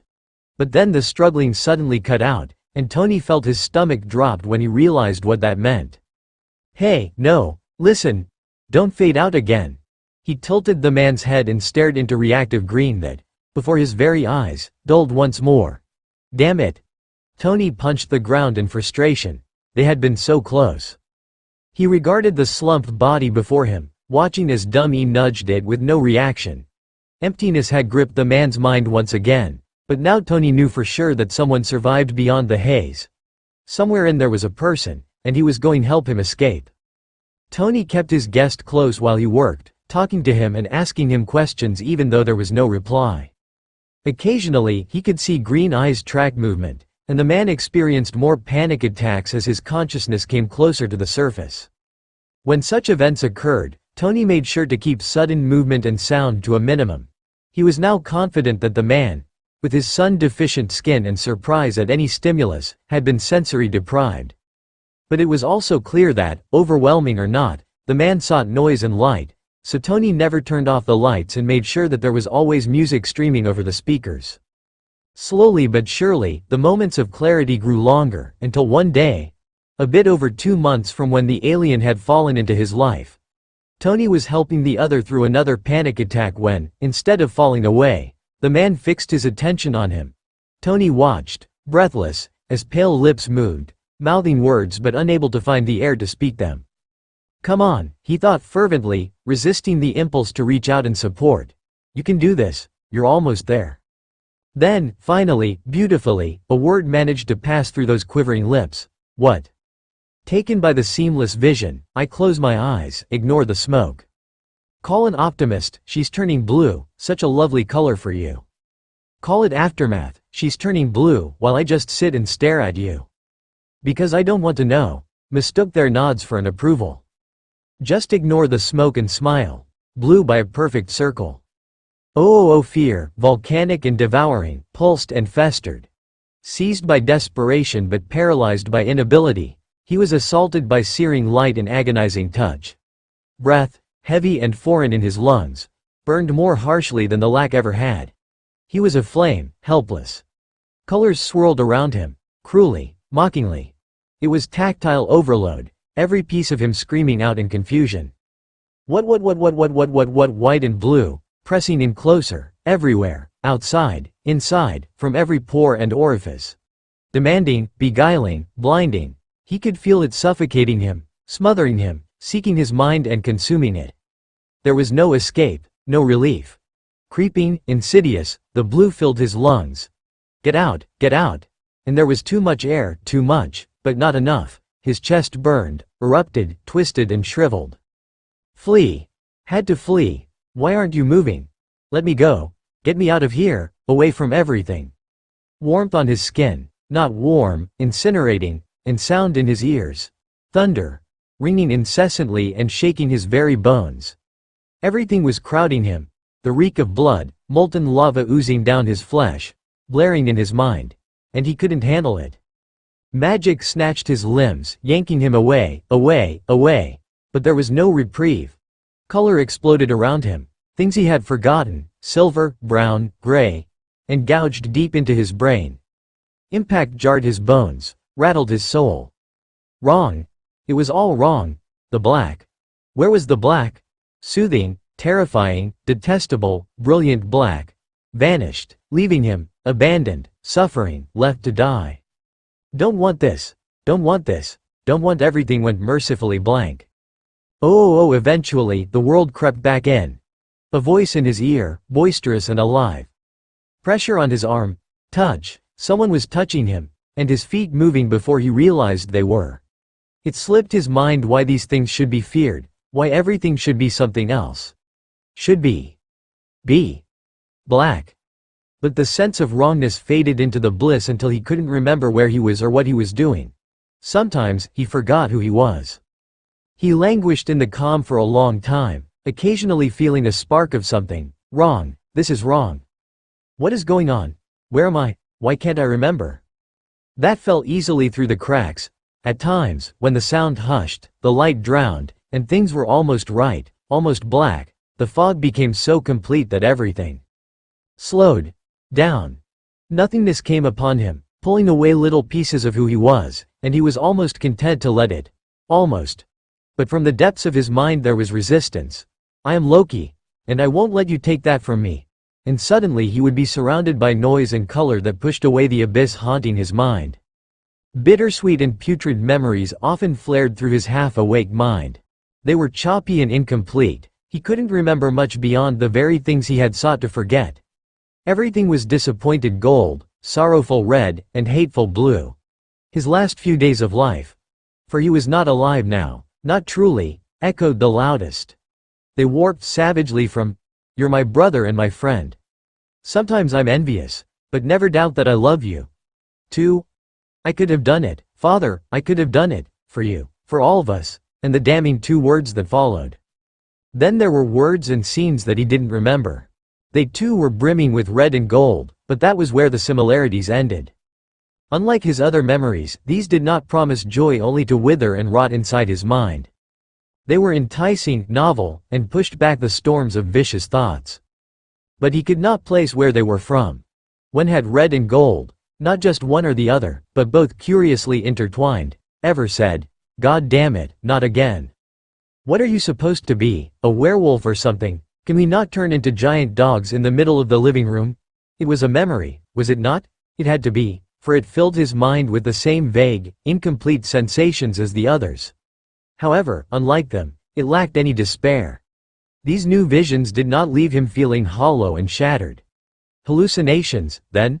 There was no other explanation. His hollow peace did not last long, and as his mind awoke, it brought with it shrieking terror. Again and again he would lose himself in the torrent of questions, demands, and pleas. At first, such events were highlighted by the increase in sensation, still too unknown, too razor-edged, butchering and violating him in the most intimate way. And it made him crave black. Under that desire was self-loathing for his cowardice and doubt of his resilience. How could he even think that he wanted to go back there? And yet it was familiar, oh so familiar, and in this emerging world of uncertainty, he craved it. But then something accompanied the panic, something that eased the fear and made the lure of black less seductive. It started with faint murmurs, a stark contrast to the roars. Gentle touches, at first startling but then welcomed, reassured him and gave him something to cling to as the world cycloned. Hands brushed away tears. Crying? When had he started crying? And held him close as he tried to figure out what was going on. He remembered why he had hated the darkness and tried so hard to keep it away. It had corroded consciousness. But now it was falling away and words became distinct, weighing heavy in his ears, but it was good. He wanted that, wanted this. With every, "Hey, calm down, you're safe," sentence spoken pacifying in his ear. "Everything's okay, I got you." He felt the horrible need to retreat fade away. Nothing is going to hurt you here. And pieces of his jumbled psyche rebuild. Each time awareness was his, he clung to it tighter and tighter, not letting go until he was forced to. His panic upon having his thoughts realign made it hard to think clearly, but he pushed beyond it. It was close, so close, and Loki would have it. So with the help of a stranger, the god of mischief reigned back in what the void had scattered. He seized his sanity, and while he knew such a grasp was tentative, he didn't care. Clarity would be his, even if just for a moment. That moment finally came. The expected panic attack gripped him before he even understood that sensations were bombarding him, but the second it clicked that he was conscious, he dug in deep. Determined, unrelenting, he dragged himself forwards. Past the howling storm of jagged, swirling colors and harsh, grating sounds. Past the irrationality and lurking nightmares. He headed towards the voice that cut through the maelstrom, letting it be his beacon. It guided him out from the darkness, and with one last, desperate scramble, Loki was thrown from his madness. The first thing his tired mind registered was the man crouched in front of him, holding his quaking shoulders and uttering a litany of sweet nothings. But they weren't nothing, not to Loki. They were freedom. He stared at the man for a moment, trying to put his racing mind in order. He had so many questions, and as he looked into brown eyes, hopeful, incredulous, relieved, he tried to put words to them. His lips moved, but his gasping lungs could not provide him the air he needed. He fumbled, and the questions began to derail. Falling, falling, into the void. Stars fading until all that was left was absolutely nothing. No, Loki forced himself to try again, this time slowing the pace of each inhale and exhale. He could do this. The fog could not take him now. With quivering lips, he finally put substance to his confusion. What? Loki wanted to say more, but just the one word was hard enough. It was the first Veers, and he could still feel the lingering sensation of asphyxiation. Air in his lungs was an unfamiliar burden that burned inside of him. Yet in that one spoken word, he combined all the other questions that he sought answers for. What am I doing here? Where is the black? Who are you? Why are you helping me? Is this really even happening? What's going on? The stranger in front of him, tan skin, short messy hair, warm brown eyes, clean-shaven goatee, oil stains on a white shirt, seemed to understand what he wanted and started rambling. "I'm Tony Stark, but you probably don't know me. And damn, is that a weird thought. Which is fine. You're at my house in Malibu, California. Earth. You fell through my roof. Totally not cool, by the way. You landed on my nicest car, and… He kept talking, and Loki let the words wash over him, soothing him. Even though he didn't understand most of what was being said, he was thankful that the words kept coming, and even more thankful that the words did not hurt. With the man comforting him, Loki started to relax. He didn't even realize he had been zoning out until he received a soft but sharp slap on the face. He blinked away the accumulating fog and refocused on the man, Stark, he had said, who was giving him a concerned look. Come on, stay focused for a little bit longer. At least come get something to eat and stretch your legs for a while. Stark stood up and offered a hand to Loki. Before the void, the god would have vehemently denied the help, taking it as an insult to his abilities as a fighter. I am not weak. I can fight. I may use magic, but I am still a warrior. Don't look down at me. Now, however, he reached up and accepted the hand. The very hand that had led him when he was lost. Later, when he was feeling more like himself, he'd make sure this mortal did not look down on him. That no one looked down at him. But right now, Loki just couldn't bring himself to care. This man was invaluable in allowing him to regain his mind. He was there when Loki needed him, and for that, the god knew he would be forever grateful. When Loki regained his feet, assisted greatly by Stark, he finally became aware of the weakness in his body. His muscles felt watery, and while they held his weight, they quivered and ached in protest. That was when he recalled glimpses of an emaciated, ruined body from the void. His ruined, emaciated body. Hesitating for only a moment, did he really want to solidify the broken images in his mind? Loki looked down at himself, taking in the unearthly tone of his skin and the unnatural thinness of his limbs. Where there was once compact muscle, lithe and graceful, was now an atrophied mess. It was disgusting and wretched, and he hated the fact that it was him. Look at how far you have fallen, puny god. Everyone will see you for the runt you are. Who would love you now? Oh, don't worry about that. You already look tons better than you did a few months ago, and you'll probably be back to your impressive, leather-clad self in no time. A hand grabbed his arm and started steering him towards a glass wall and the stairs beyond. Loki felt confused and muddled as he stared, without comprehension, at Stark. The man's was warm and soft, contrasting with the jagged cold of his own flesh. Was he truly not repulsed by such a feeble god? Stark looked back when Loki ignored the insistent pulling on his bony, vile arm. He gazed into Loki's eyes, and the Leesmith could see understanding dawn on the man's face. Slowly, as if he were approaching a spooked horse, Stark reached up and rested his palm on Loki's cheek. Hey, look at me. Loki did, enticed by the voice that was both familiar and foreign. He tried to ignore how desperate he must look, eyes wide and glittering with unshed tears. This was what he had wanted, wasn't it? He could do this. Loki could do this. But who is Loki? Who am I? Asgardian or Jotun? God or monster? Beloved son or stolen relic? I wasn't lying when I said you look tons better. You've come really far. Just give it more time. So you don't look like a bodybuilder right now. It isn't the end of the world, Hercules. Things will get better. Stark's words rang clear and honest, a sharp contrast to the subtle jibes Loki has long been accustomed to. He welcomed that change, even if the rest of the world wasn't making much sense right now. Now come on, walk with me. He was pulled forwards again, and his brain stuttered at the motion. Had this happened before? He felt like he'd done this before. It felt normal.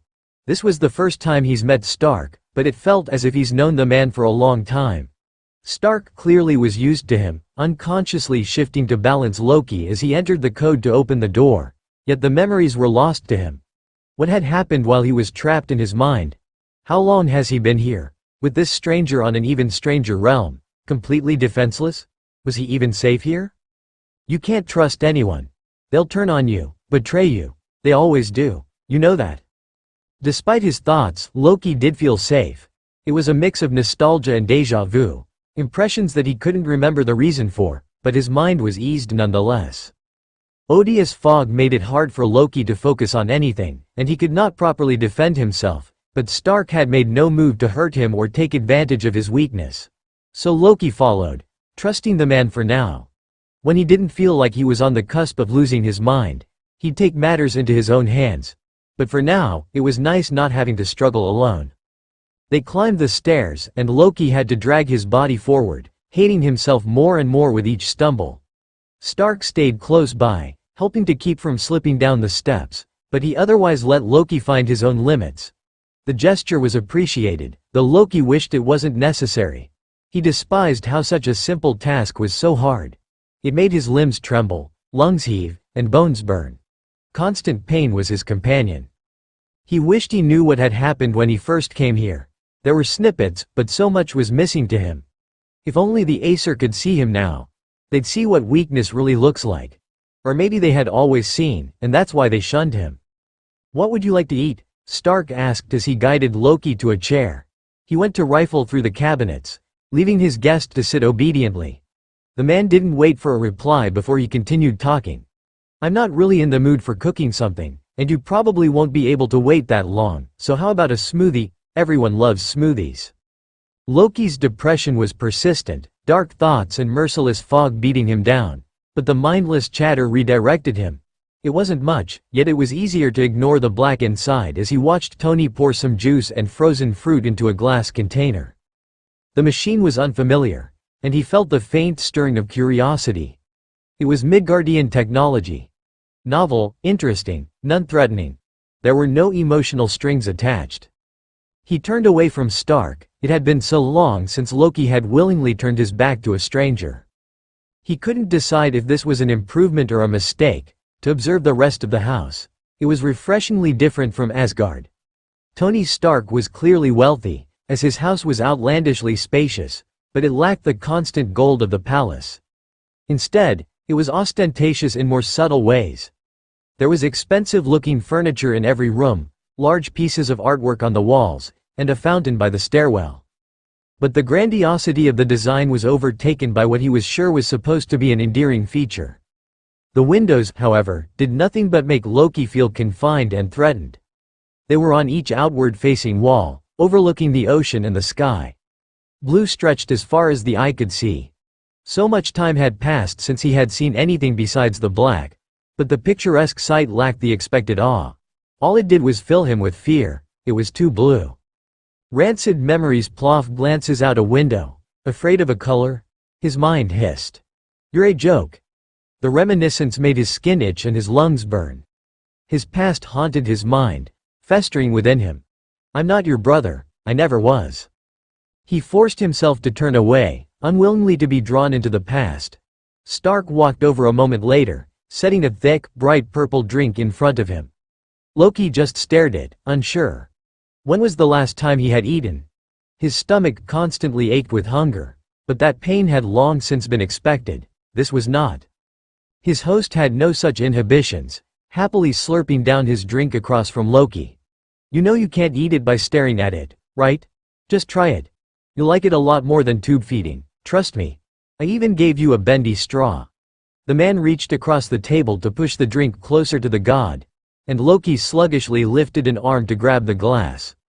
Wary, he brought the drink towards his lips, mimicking Stark and using the bendy straw. All Loki took was one quick sip, and the world slipped out from beneath him. It was like getting run over by a bilgas snipe, fast and furious. Mind moored in confusion. It took him another moment to realize that exotic flavors were coating his tongue, feeling more like he had swallowed burning coals instead of a cold drink. Should have thought about that. Stupid. Stupid, oh yeah, haven't eaten anything for God knows how long, been sensory deprived. Let's just throw a smoothie at you. It'll be fine. Totally not a terrible idea. When Loki finally managed to push past the overload, the drink was nowhere in sight. In its place was Stark, guilt plastered on his face. "You alright? I'm so sorry about that. I hadn't thought. I'll remember that next time. Would you like some water? There's nothing plainer than that." He didn't remember Stark getting up, but a moment later, there was another glass in front of him, this one filled with clear water. He blinked at it a few times before his brain clicked back into place. Cautiously, he drank from the glass. When nothing happened, he started drinking faster, forcing shaking hands to cooperate. Cold liquid slid down his ragged throat, soothing his pain for the first time in a long time. The water was gone far too quickly, and Loki considered throwing the cup on the ground and demanding more. But while the cool liquid soothed the searing inside of him, it had made him nauseous. Just as his mind was unaccustomed to his new surroundings, so was his body. Loath as Loki was to admit it, there were limits now. Making himself violently ill would not be productive for anyone. Guess that's good enough for now. Jarvis, order some bland foods please. Healthy and bland. Shouldn't be too hard to find. He thought he heard another voice, one that wasn't Stark, but it sounded distant and fuzzy. The words didn't click in his mind, if they were even there at all. Everything around him seemed to be moving slowly, as if the world was submerged in tar. Sound and sight were distorted, blotchy, and near indecipherable. Just trying to think, let alone tell what Stark was saying, took far more effort than it should. Hard to talk, but if you can manage, there's a few things I'd like to know. If writing would be easier, we could also try that. I just want to ask you some questions. When the words computed, Loki felt his heart sink. That was it. Pleasantries were over, and the interrogation could begin. I'm not ready to think about it. Please don't ask me about it. But Loki owed this man, and if he wanted answers, then Loki was obligated to supply them. Mustering his mind, he breathed in deeply and let the influx of oxygen reassure him. Then he shifted to make himself appear more confident than he was. It was just talking. He could do this. What do you want to know? He rasped, his throat rough despite the drink. Stark crossed his fingers and rested his chin on top of them. Elbows rested firmly on the table. Loki studied his expression intently, trying to organize his thoughts enough to figure this man out. Who was he? And could Loki trust his life to him? Not that he could do anything about it if the man was a threat. He'd soon fade away, vulnerable and open. The man's expression was serious, but he smiled softly, disarmingly. Loki recognized the look, having worn it many times before. It was charismatic. A calculated blend of emotions. He was the god of lies. He knew masks like the back of his hands. Stark couldn't hide behind false sincerity. But to Loki's surprise, Stark wasn't hiding ill will as he'd automatically come to expect. Lying under the neutral smile was concern. Like Stark knew how hard it was to have people pity you when you didn't want them to. Nothing in his body language conveyed any malice. Well, your name would definitely be a good place to start. I ran out of clever things to call you in the first week. Name. He could do that, as long as he didn't require the family name. Odinson or Laufeyson. Loki still didn't know. Loki, I am Loki. Stark's eyebrows shoot up, and Loki realized he recognized the name. But before the Norse god could panic, what had he heard? Would he not want to help Loki anymore? Did he realize now that he was taking care of a monster? The man replied, cool. So, God of Mischief? Pretty impressive title. Makes sense though. There has been plenty of chaos lately. Then he muttered something about damn horses in the kitchen, and lion is his fucking bedroom, and Loki thought that should mean something to him, but he couldn't remember what. So speaking of animals, not knowing how you do it has been killing me. Magic, right? But it doesn't make sense. Shape-shifting is not scientifically possible. Magic? Not. Anything else? Loki couldn't accept that the man didn't want to know more. He was a stranger in his home, and there was nothing keeping him from harming Tony if he chose. Not that he had any desire to, but it was the fact that he could that mattered. Were it his life that was exposed in such a way, he'd have interrogated his guest as soon as he could to ascertain whether or not they were a threat. This man was too trusting, letting a monster into his home without protection. When he got no reply, it was so hard for Loki to talk, to make sense of things. Stark kept babbling, leaving Loki struggling to keep up.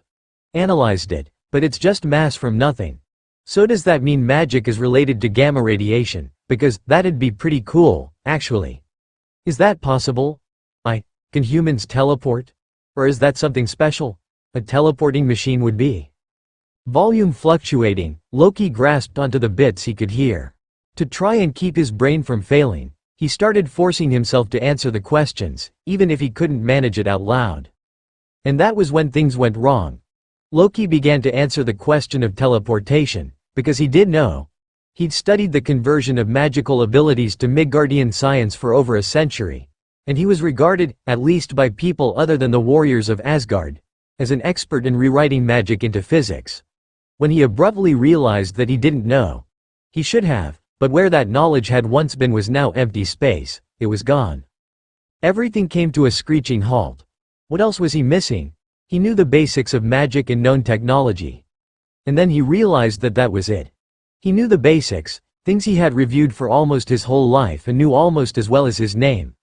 But all those details he prided himself on, the things that made him stand apart as a scholar in the 9 realms, were gone.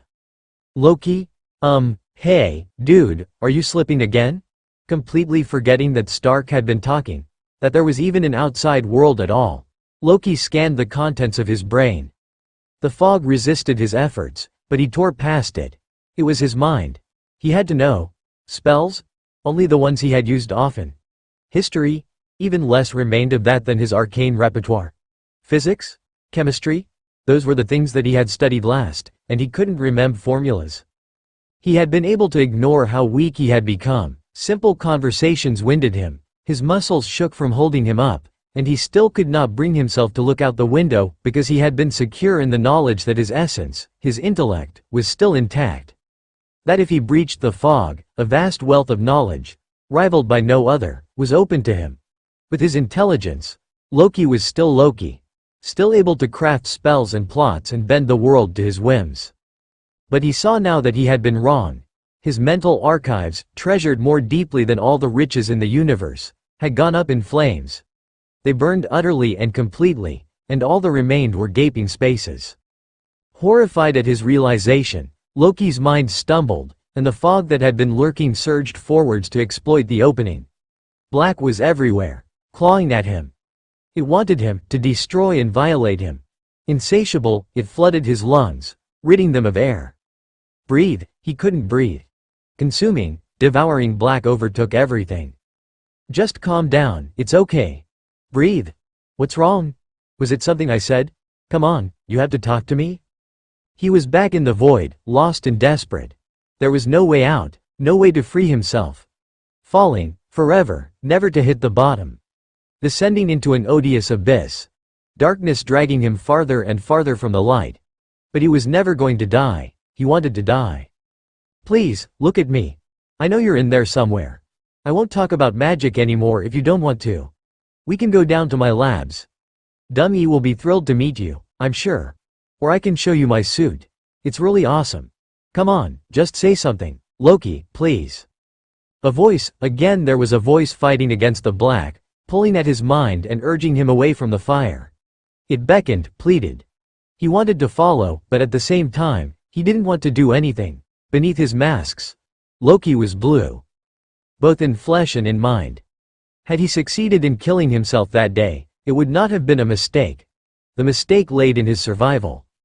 Were Loki not so impulsive, he'd have waited to do it right the first time. But he wasn't dead, and he felt arms wrap around his shuddering frame. Stark, once again trying to save him from the beast inside his mind.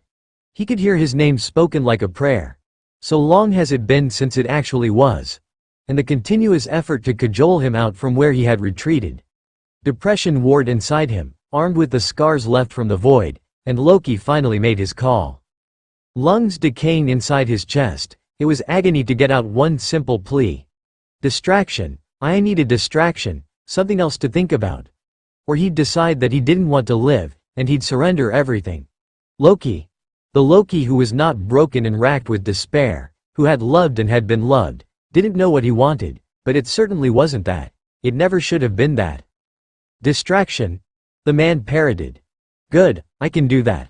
One god-sized distraction coming right up. Loki tried to pay attention to the world outside of his head as Stark grabbed his arm and pulled him onto unsteady legs. It only took him a few steps before he realized that it'd take too long, and from the way his body was protesting, Loki wouldn't be surprised if he ended up collapsing on the way. Taking a guess as to their destination, the room that reeked of metal and oil. He dug his heels in while grabbing the other man's hand. Brown eyes turned questioningly towards him just before green enveloped them. He closed his eyes as space distorted around him, and when they opened, he was met with an organized mess of machines. Did you just? Tony must have caught Loki's desperate expression, because he trailed off and, instead of getting sidetracked by his first experience teleporting, led the god forwards. I was going to save it for last, but there's no point starting small, I guess. Jarvis, get the lights and bring them up. Lights turned on overhead, and a section of the floor split open to reveal gleaming red and gold. Loki flinched at the color choice, but he kept his gaze on the metal men, waiting for Stark to do something, anything, to chase away the panic. These are my Iron Man suits. There's nothing else like them since no one is smart enough to make one of these bad boys. Stark tapped proudly on his chest, producing a metallic thunk instead of the hollow thump of bone. Only then did Loki notice the glowing triangle that shone through the thick fabric of the man's shirt.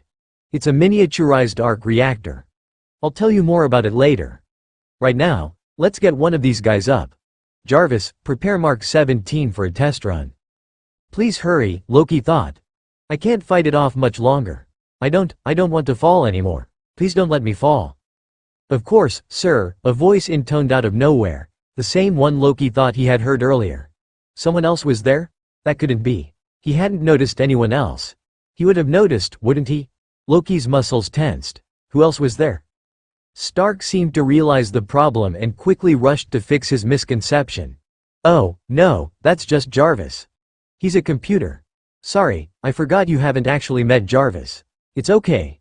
He's an AI that runs the house. Jarvis, meet Loki. Loki, Jarvis. And he paused and peered around the room. Dummy should be somewhere around here. Don't worry, Dummy's a robot, too. Assured that no one was going to come upon him while he was defenseless, Loki tried to get his limbs to unlock and his mind to focus on Tony, who was telling him about the suits again. The man chatted ceaselessly while the suit farthest left was pulled apart by a variety of mechanical arms. Loki did his best to pay attention even though he could feel himself slipping through the cracks wrought by the void. One sec. Let me get this thing on. The man stepped on a small platform beside where the armor was stored, and Loki watched as the metal pieces were fixed onto his body. It was very different from armor on Asgard, though it did remind him of the Destroyer. But the differences were strong enough that Loki felt more intrigued than unnerved, and Stark's distraction was working. Eventually it wouldn't, but for now, it gave him something to focus on. When the last piece clicked in place, Tony did a few test stretches before grinning and jumping from the platform. Let's go to the garage. You can keep Dummy from dousing me while I give you a tour of the suit's abilities. Walking alone proved to be more than he could handle, so Stark grabbed his arm and started guiding his steps, supplying Loki with a constant stream of information. The god didn't notice they had crossed the room until a metallic gleam caught his eye, drawing his attention to the machine rolling over towards them. It stopped directly in front of him, nearly touching him. Loki struggled to not flinch, especially when it grasped the sleeve of his loose shirt and tugged on it. Stark seemed unconcerned, however, and laid a supporting hand on Loki's shoulder. This is Dummy, he's gotten pretty attached to you. Trust me, he won't hurt you. Then he turned to address the robot. Why don't you take him over to your usual spot? Then you can keep an eye on him and not the fire extinguisher. Apparently this deal pleased Dummy, and when Stark relinquished his hold on Loki, the robot pulled more insistently. Loki didn't want to leave Stark's side. The man had become his lifeline, whether he wanted to admit it or not. Reassuring touches and soothing whispers were all that kept him sane as his world went up in smoke. But at the same time, he had to trust the man, and if Stark wanted him to follow the robot. After a few more tugs on his arm, Loki clamped down on his indecision and let himself be led away, though he glanced back to check that Stark was still there. The man smiled at him, making no move to abandon him in the garage. He waited until Loki was corralled into the corner and had taken a seat before Styron. The god knew he didn't have much time left, but this was exactly what he needed. As he watched Tony demonstrate the missile system and try out a new feature, a cloaking device that he accidentally destroyed while attempting a forward roll, he felt calmer. Drifting in and out of focus, Loki promised himself that later, when it wasn't so hard to think clearly and his guts didn't twist with irrational terror, he'd try to build something with this man. His knowledge may be missing, but that didn't mean he couldn't learn it again. I think that's all I can show you without destroying the house, and while I'm normally all for that, I'm trying to not make Pepper mad at me. Oh, I know, why don't we? Oh, go flying. It's like having free airfare, and I can show you some of the cooler parts of Earth. Well, California mostly, since. Tony trailed off as he finally looked over to where his guest, Loki, was sitting. You've cut out again. Alright. Well, I'll just ask you next time. He sighed, slumping over as he finally let his stress show. Not that he wasn't happy. Loki finally talking and reacting to his surroundings was amazing, and Tony was ecstatic about that part. It was the other part, the fear and zoning out, that he was concerned about.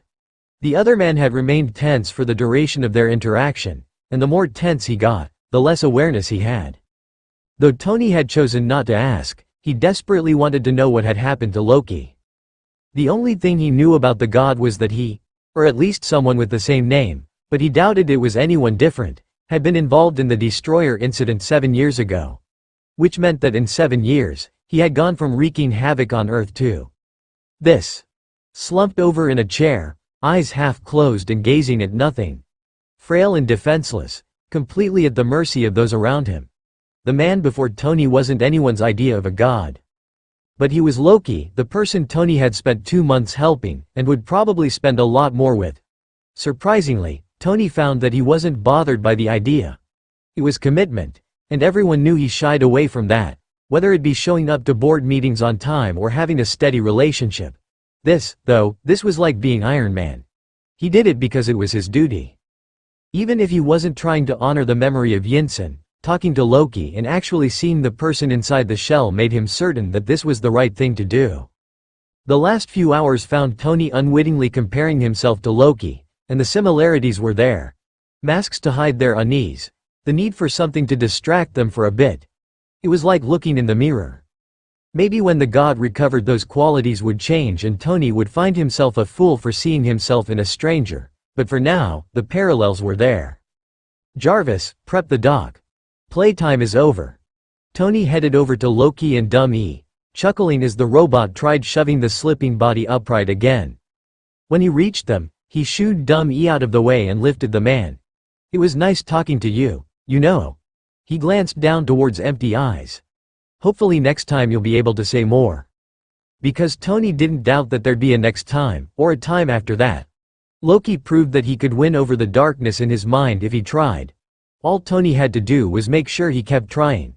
Whether it be tomorrow or in a week, Loki would return, and Tony would be waiting to guide him from whatever dark cave his mind found itself in. He'd lead him through the smoke and the fire, and even a small step was one step closer to the blue sky. Pay no mind what other voices say, they don't care about you. Like I do. Safe from pain, and truth, and choice, and other poison devils. See, they don't give a fuck about you, like I do. Just stay with me. Safe and ignorant. Go back to sleep. Go back to sleep. Pet by a perfect circle. Oh, he was suffocating. There was no air to fill his lungs, there wasn't anything.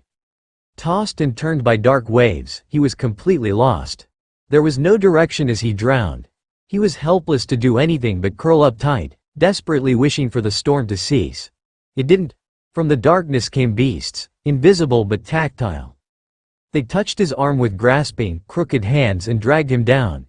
He lashed out, mindlessly, frightfully, every part of him screaming to be let go, every part but his mouth, because he couldn't get enough oxygen in his lungs to make a single sound.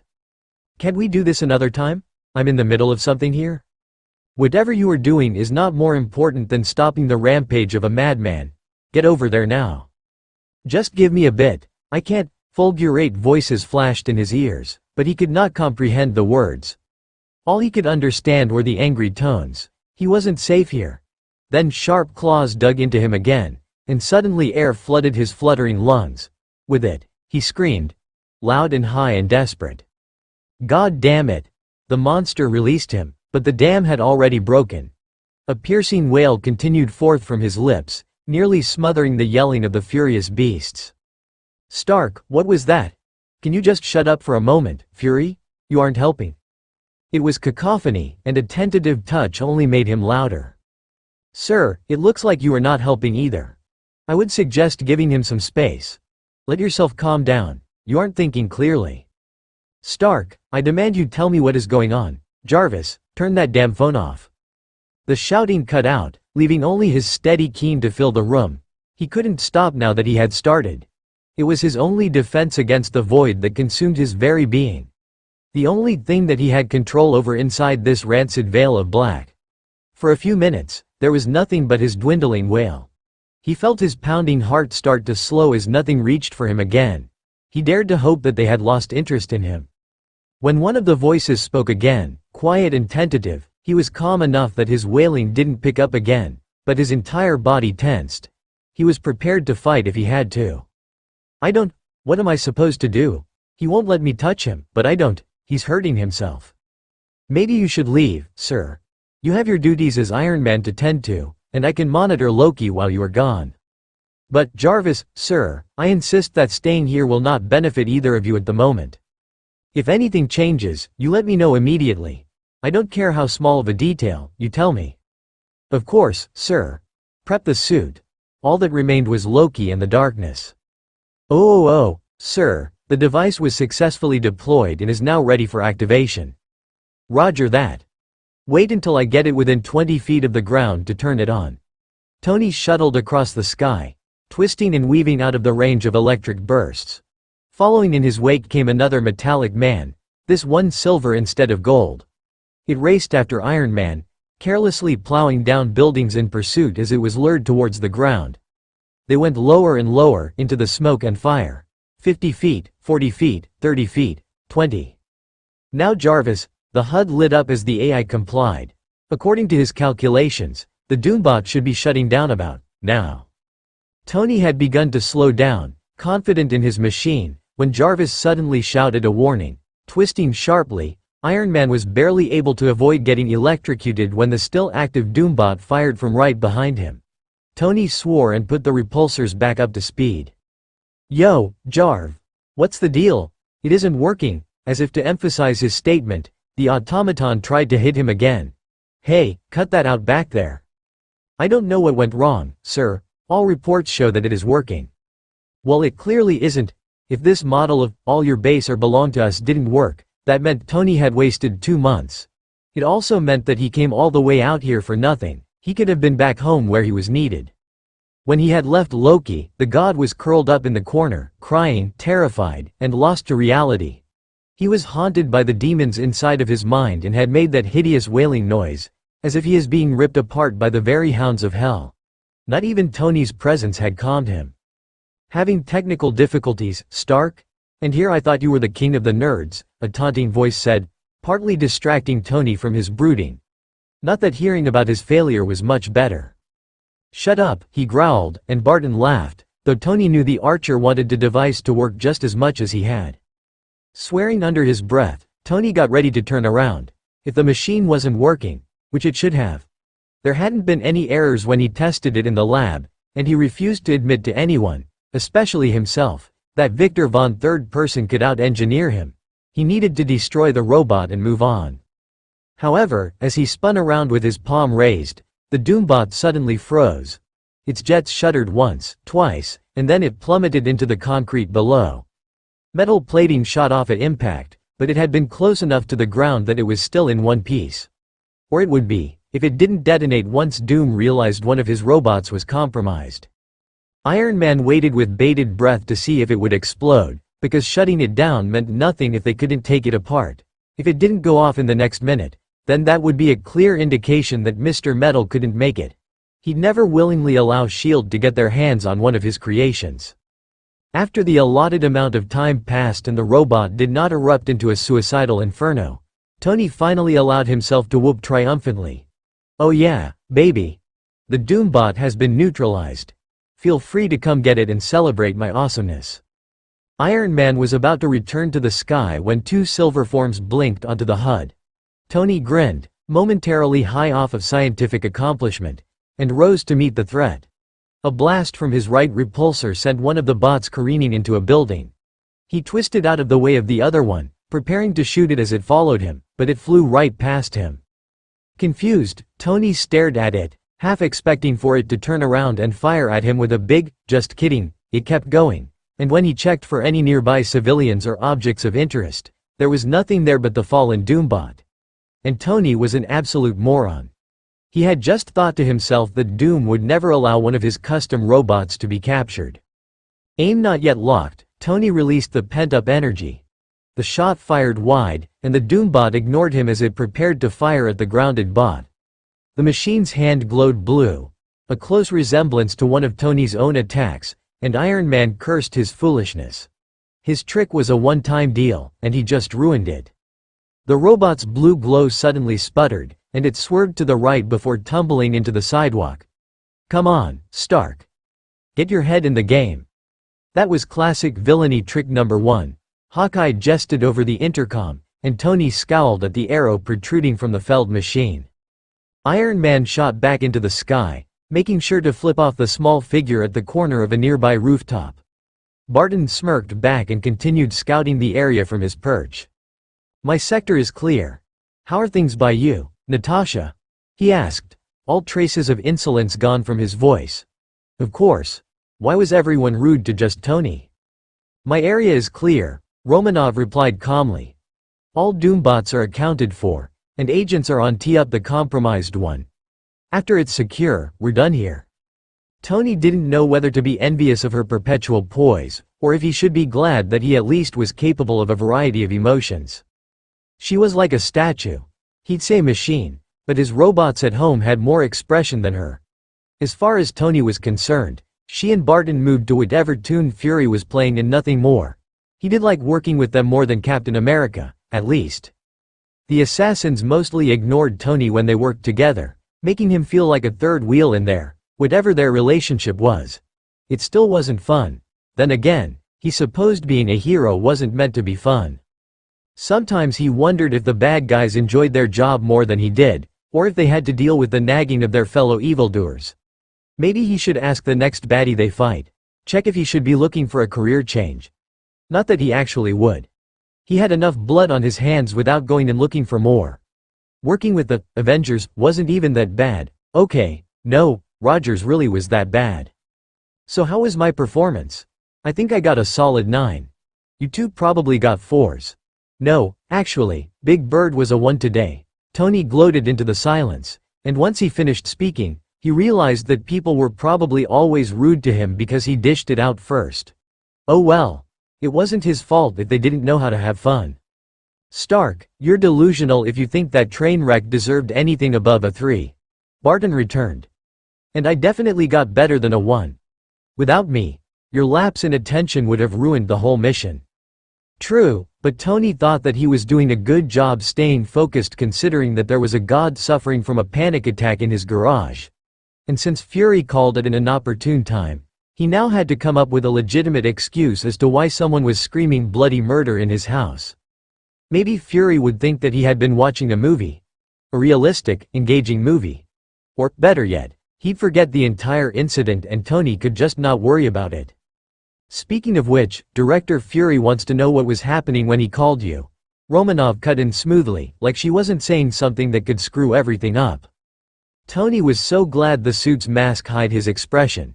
Without the barrier, he knew the spies would have no problem extracting the information they needed from the length of his eyelashes or something crazy like that. Still, they didn't need a visual to be effective, but Tony would be damned if he messed this up and compromised Loki's safety. "I didn't know what you mean, sweetheart." He tried to keep his voice as casual as possible even though it was an obvious lie. "Stark," Romanov warned, "that wasn't a suggestion. Fury demands an answer." Just as Tony was about to give her the movie excuse, or maybe say he was doing some intense role-playing, Jarvis spoke up on the private speaker. "Sir, there has been a change in the condition of your guest." Tony felt his stomach clench. That could go one of two ways, and it normally was the undesirable one. Good change or bad change? But Jarvis's reply assuaged his fears, and Tony felt like he could breathe again. "Good change, sir. Loki is now aware of his surroundings and has asked me for an update." All right. Now reopen the main line. He wanted to know more, but there was another conversation waiting for him. "I'm sorry, beautiful. Jarvis just had an important update about my lovely device down there. What were you saying?" Tony could hear Romanov hesitate as she tried to decide whether or not to pursue Fury's line of questioning or figure out if there was something she should know about the AYBABTU. Finally, she picked the priority. "Is there something wrong with the device? If it poses a risk to SHIELD agents, we need to know." Going to press conferences and dealing with Stark Industries board has made Tony an expert at coming up with stories on the fly, and he had no problem implementing that skill. It looks like the EMP was damaged in the drop, and it isn't going to last the expected 12 hours. I'm not sure how much longer it has, so the robot needs to be dismantled and secured as soon as possible unless you want it to explode in someone's face. It wasn't a complete lie. Tony really wasn't sure if the device would last as long as he expected, and it'd force Romanov to divert her attention if she wanted to make sure the Doombot wasn't going to wreak havoc on S.H.I.E.L.D. Over the line, Tony could hear Romanov as she shouted for people to back away from the robot unless they were absolutely necessary in moving it. He directed himself towards where the S.H.I.E.L.D. agents were congregated, and his HUD showed that Romanov was occupied relaying the information. Tony smirked at his success. "Well, it looks like you guys are all busy now, so I guess I'll get going. Unlike you two, I happen to live on the other side of the country and would like to get home sometime today." Both Romanov and Barton started protesting, but Tony had Jarvis cut the line, and his helmet filled with silence. Checking once more that the area was clear. No reason to let his darling project get ruined because he was impatient and didn't follow protocol. Iron Man put his repulsors on max and wasted no time getting out of there. He wasn't lying when he said it took a while to get home. Commuting between the East Coast and his Californian home was a pain, and preferably, he would stay in Stark Tower to handle superhero affairs. However, leaving Loki alone in Malibu while he was away in New York wasn't an option. An unstable god left alone for a week sounded like a very bad idea. Once Tony was far enough from New York that there wasn't a risk of his communication system being hacked, he didn't doubt that they'd try, since he dangled a bone in front of them and they'd not be a master spying organization otherwise. He finally asked the questions that had been eating at him. "How is he really, Jarvis? What's he doing right now?" Loki is currently in the process of reading. He seems relatively calm, though he is a bit restless. "Would you like a visual, sir?" "Yeah, that'd be good." Tony felt like a stalker when an image of his lab came on the HUD, but in this situation, obsessive monitoring wasn't unfounded. His eyes locked on Loki, who was curled up in a chair with one hand flipping the pages of a book and the other clutching at Dummy. The robot hovered close to the god like a guardian angel, and Loki was holding onto him like he was a lifeline. At least the god was actually flipping through the book and not blankly staring at it. Because Tony couldn't keep his guest distracted all the time, even if he wanted to, he'd taken to having the man read whatever books he had lying around. Loki had accepted the diversion easily, and read any time he wasn't interacting with Tony or, on rare occasion, sleeping. He sometimes had his nose in a book while eating or walking through the hallways. Not that the engineer minded, since it was better than the alternative: blank eyes, panicked breathing, frightened screams. But it did mean that his sparse collection he had run out in only a few days. Seeing as how Loki liked to write in the books as he flipped through, Tony ordered over 100 printed copies in multiple subjects that he thought his guest would enjoy. Though a sad side effect of the man's habit was that now some of Tony's $1,000 limited edition texts had indecipherable scrawls all over the margins, and by indecipherable, he didn't mean bad handwriting. The god actually wrote in some form of Old Norse mixed with runes, making a mess of symbols that even Jarvis couldn't wade through. Loki even crossed entire sections out, disagreeing with whatever theory was presented and not finding it worthy to grace the pages. But the books did their job, and anything that kept Loki grounded for longer was a good thing. Though Tony knew they wouldn't work forever. While the god might be content now, he was bound to get agitated, and Tony would have to think of something better. Loki himself was better than Tony had been expecting. Dark shadows clung to his eyes, standing out on his pale face, and the god's fingers dug into Dummy as if he was lost in a storm and the robot was the only thing keeping him ashore. The hand resting on the book twitched while he read, spasmodically clenching into a fist like he was preparing for a fight. Loki seemed haunted, constantly pursued by the monsters in his head, but he wasn't in their grasp at the moment. Tony could see the stress and hollow despair written in Loki's every move, yet the violent terror and unyielding blankness was gone for now. "Do you think he'll be okay until I come home, sir? He has been improving over the past few hours. By that pattern, he should be fine unless something happens to set him back." Which sounded easy enough to avoid, but so many things aggravated that bag of cats inside Loki's brain. Darkness, silence, and the color blue were just the most common triggers that Tony ran into. Make sure nothing does. Tell him I'll be back in a few hours. Tony waited just long enough to see his message delivered. Loki relaxed more, and his lips moved as he replied to Jarvis, before turning off the display. He flew another 100 miles before Jarvis informed him of an incoming call, and a picture of Pepper popped onto the screen. Tony smiled. Put her through. He waited until he heard the telltale click of the line connecting before continuing. Hey, how's my favorite assistant? What can I do for ya this evening, darling?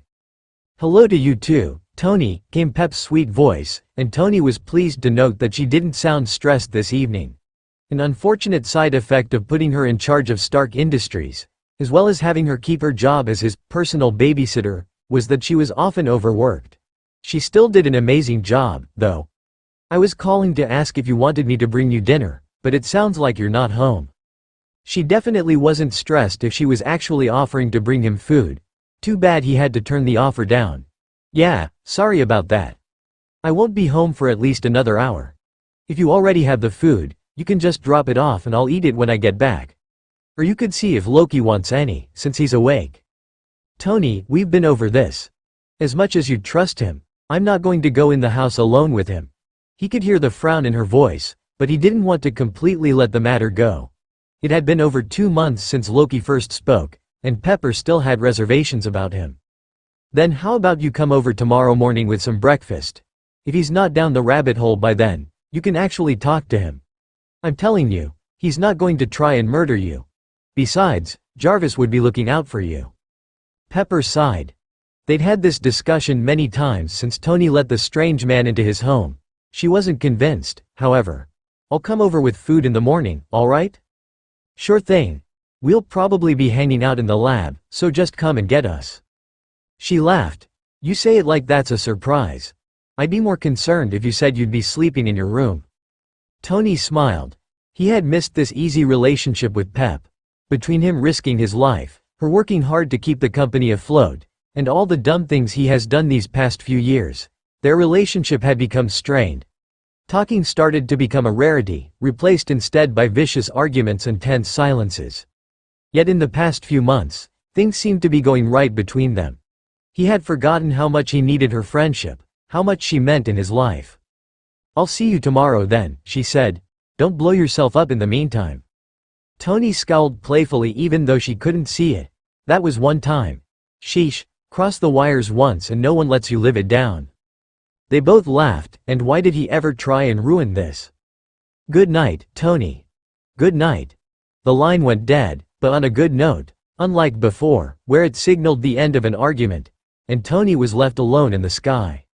It was over an hour before Tony came into view of his house. He still couldn't shake the apprehension he now felt whenever he got close, like someone else was going to fall out of the sky. By the time he landed, the sun was already setting, meaning he had once again spent the entire day away from home.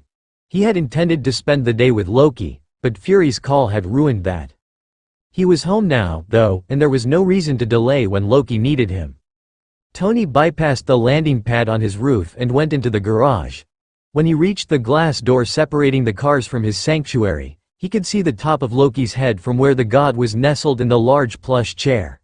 Tony had bought heavily padded chairs for the god since hard chairs had made him extremely uncomfortable when he was a walking skeleton.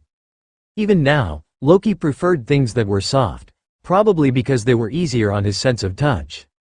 Smiling softly, Tony punched in the access code. Music drifted in through the open door, quiet and unhurried. He has heard more classical music in the past few weeks than he has in his entire life.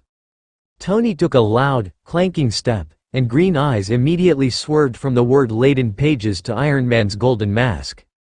He tried to not focus too much on the sheer relief evident in those eyes, instead casually strolling, or at least as casual as one could while walking in $100 million metal suit, through the room to stand beside Loki.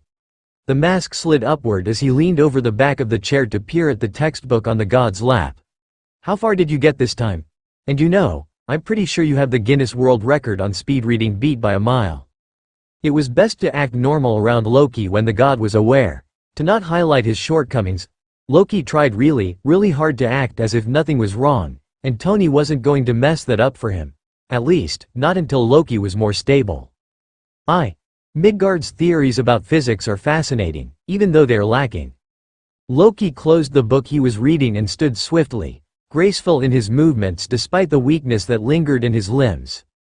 Tony straightened as well, amused at his guest's imperious attitude.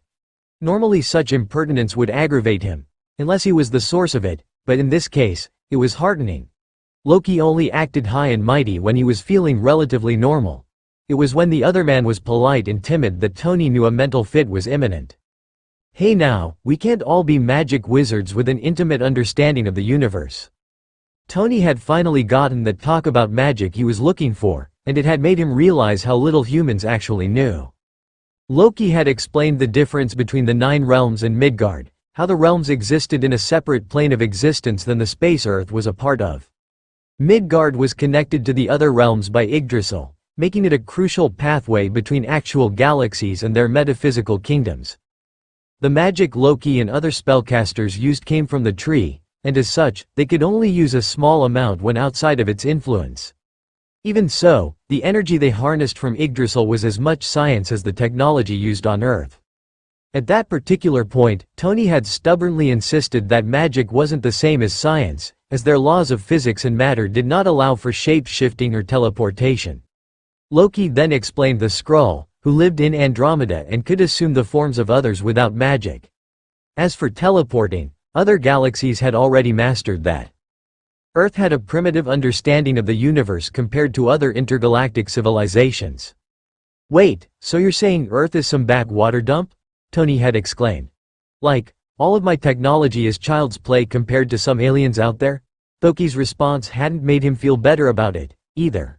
You forget that your species is young and short-lived. When you look at it that way, humans have made tremendous progress over the last millennium and even more in the last century. Which basically meant that to everyone else out there, humans were considered babies. But it did raise a question Tony hadn't even considered before. If 80 years is considered short, how old are you, exactly? When Loki replied that he was over 1,000 years old in the same way someone would say that they were 30, it had made Tony really understand that Loki was different from humans. Loki was an alien from a world where turning into a horse was normal and being gutted was just a nuisance. He had lived longer than Tony could even comprehend, and in that time, he had learned of things that Tony hadn't even known existed. But there's so much I don't remember. I know I should, but it isn't there. Loki had confessed once, during a fit, the only time the god ever said anything important about himself. Talking to Loki for extended periods of time made something else clear to Tony. When the god's mind started to decay, he would sometimes stop talking, and a few minutes later, he'd pick up wherever he had left off as if nothing had happened. Other times, he spoke haltingly or said the wrong words, like it had been a long time since he actually conversed with anyone. But despite the patchy quality of his speech, it was obvious that the god had known what he was talking about. Loki had been brilliant, and while Tony was no magic guru, he was pretty sure he got one of the most comprehensive Magic 101 courses there was. Loki interrupted Tony's reflection. I'm going to need more books soon, he spoke softly. He always did.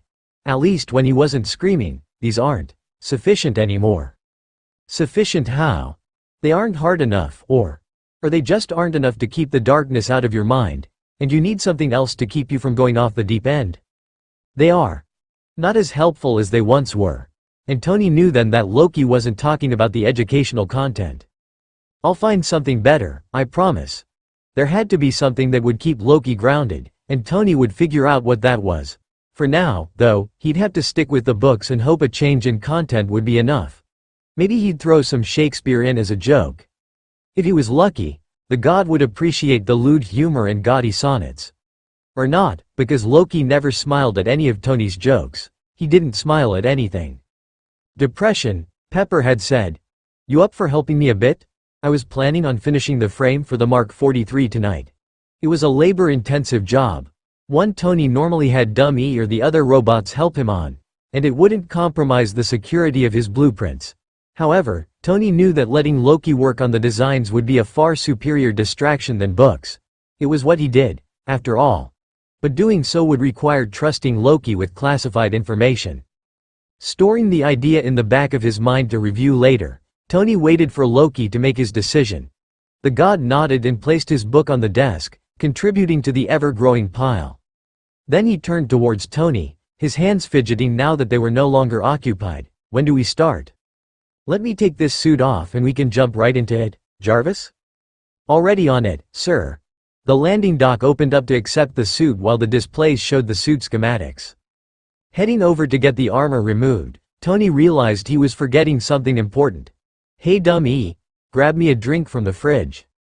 Out of the suit and armed with an alcoholic beverage, Tony wasted no time getting to work. He pulled the sheets of gold titanium alloy out of storage and turned on the welding torch. Loki stood close by, helping with small things and learning how the different tools worked. He caught on quickly, and soon he took over welding some of the simpler pieces while Tony prepped the more complex ones. The two kept busy late into the night, finishing far more than Tony could have done on his own. The engineer kept an eye on Loki while they worked, in case the god was getting overwhelmed or unengaged, but he seemed fine. More than fine, actually. He didn't seem as stressed, and he maintained focus for a lot longer than he normally did. Were it not for the dead look in Loki's eyes, Tony would have said nothing was even wrong. Eventually, though, that peace started to fade. Loki began to zone out, and in one instance, Tony had to lunge across the work table to keep the god from burning himself. But he kept at it, trying to continue even though his mind was working against him.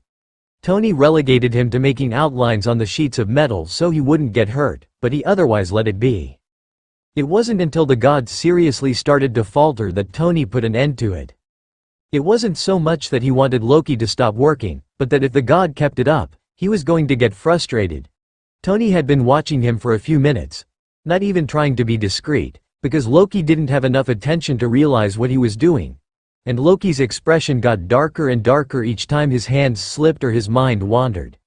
He started muttering to himself, a broken cadence that Tony couldn't understand from where he was standing. "Hey Loki, it's getting late. Why don't we stop for now?" Loki looked like he was about to protest, to insist that he was fine and could keep going, but then he slumped in defeat. His fingers knotted themselves in his hair, tugging harshly at the scalp while an angry sound escaped his lips. Normally Tony tried to maintain distance when Loki was awake, because he knew that the other didn't appreciate being coddled, but before the man could stop himself, he had moved next to Loki. He reached up to pull hands, shaking and still so pale, so gaunt, away from where they were digging into Loki's head. Watery green eyes looked up in surprise and Loki pulled back. Tony shook his head and held on. "Let me help you," he wanted to say. It's okay to allow others to share the burden. But he kept his silence, letting his actions speak for him as he thumbed away the single tear that managed to break free. He stood supportively while Loki pulled himself back together while his mind crumbled inside of his skull. "I hate it," Loki whispered suddenly, his fists clenching. "I can feel it in my mind. It's like I don't have control anymore." Tony didn't know what to say to that, or whether he was expected to respond at all. But as the silence grew and a few more tears slipped down pale cheeks, he decided he had to say something. "I'm not going to say it's okay, because it isn't. That's a lie that people try to tell you when they don't want to admit the world isn't all sunflowers and daisies. But you have to believe that one day it will be. If not now, then someday." And despite his general pessimism, Tony did believe that to be true. The world moved on, bringing both tragedies and miracles. You just had to walking until the end. Loki didn't reply, and they stood in companionable silence. Then Tony pulled away, gently nudging Loki towards the stairs. Adopting his usual boisterous tone, Tony asked, "Have you ever seen a movie before?" "Actually, that was a stupid question. You haven't? Well, better late than never." He led his guest to the living room, and on the way, they walked by thick emerald curtains that spanned the walls. Tony missed seeing the ocean, but it had been necessary. Loki had told him that he hated the blue and that it made it harder for him to think. Well, by told, Tony meant that Loki had screamed the equivalent of that in a fit of hysterics, sending a bar stool through one of the glass panes while he was at it. It hadn't been too hard after that to figure out that see-through walls were not going to be suitable. Pushing Loki into one of the couches, Tony made a quick detour to get a drink to the cushion beside the god. "Jarvis, you lead movie night. Pick something decent." He poured himself a generous glass of scotch while the TV turned on, launching straight into opening credits. Loki was perched uncomfortably in the chair, tense and anxious, so Tony said, "Movies are generally the go-to for mindless entertainment. Normally you'd eat popcorn while watching, but I find alcohol to be an excellent substitute. It makes even the worst films tolerable." While Tony had been learning about magic these past few weeks, Loki had been getting a crash course on pop culture.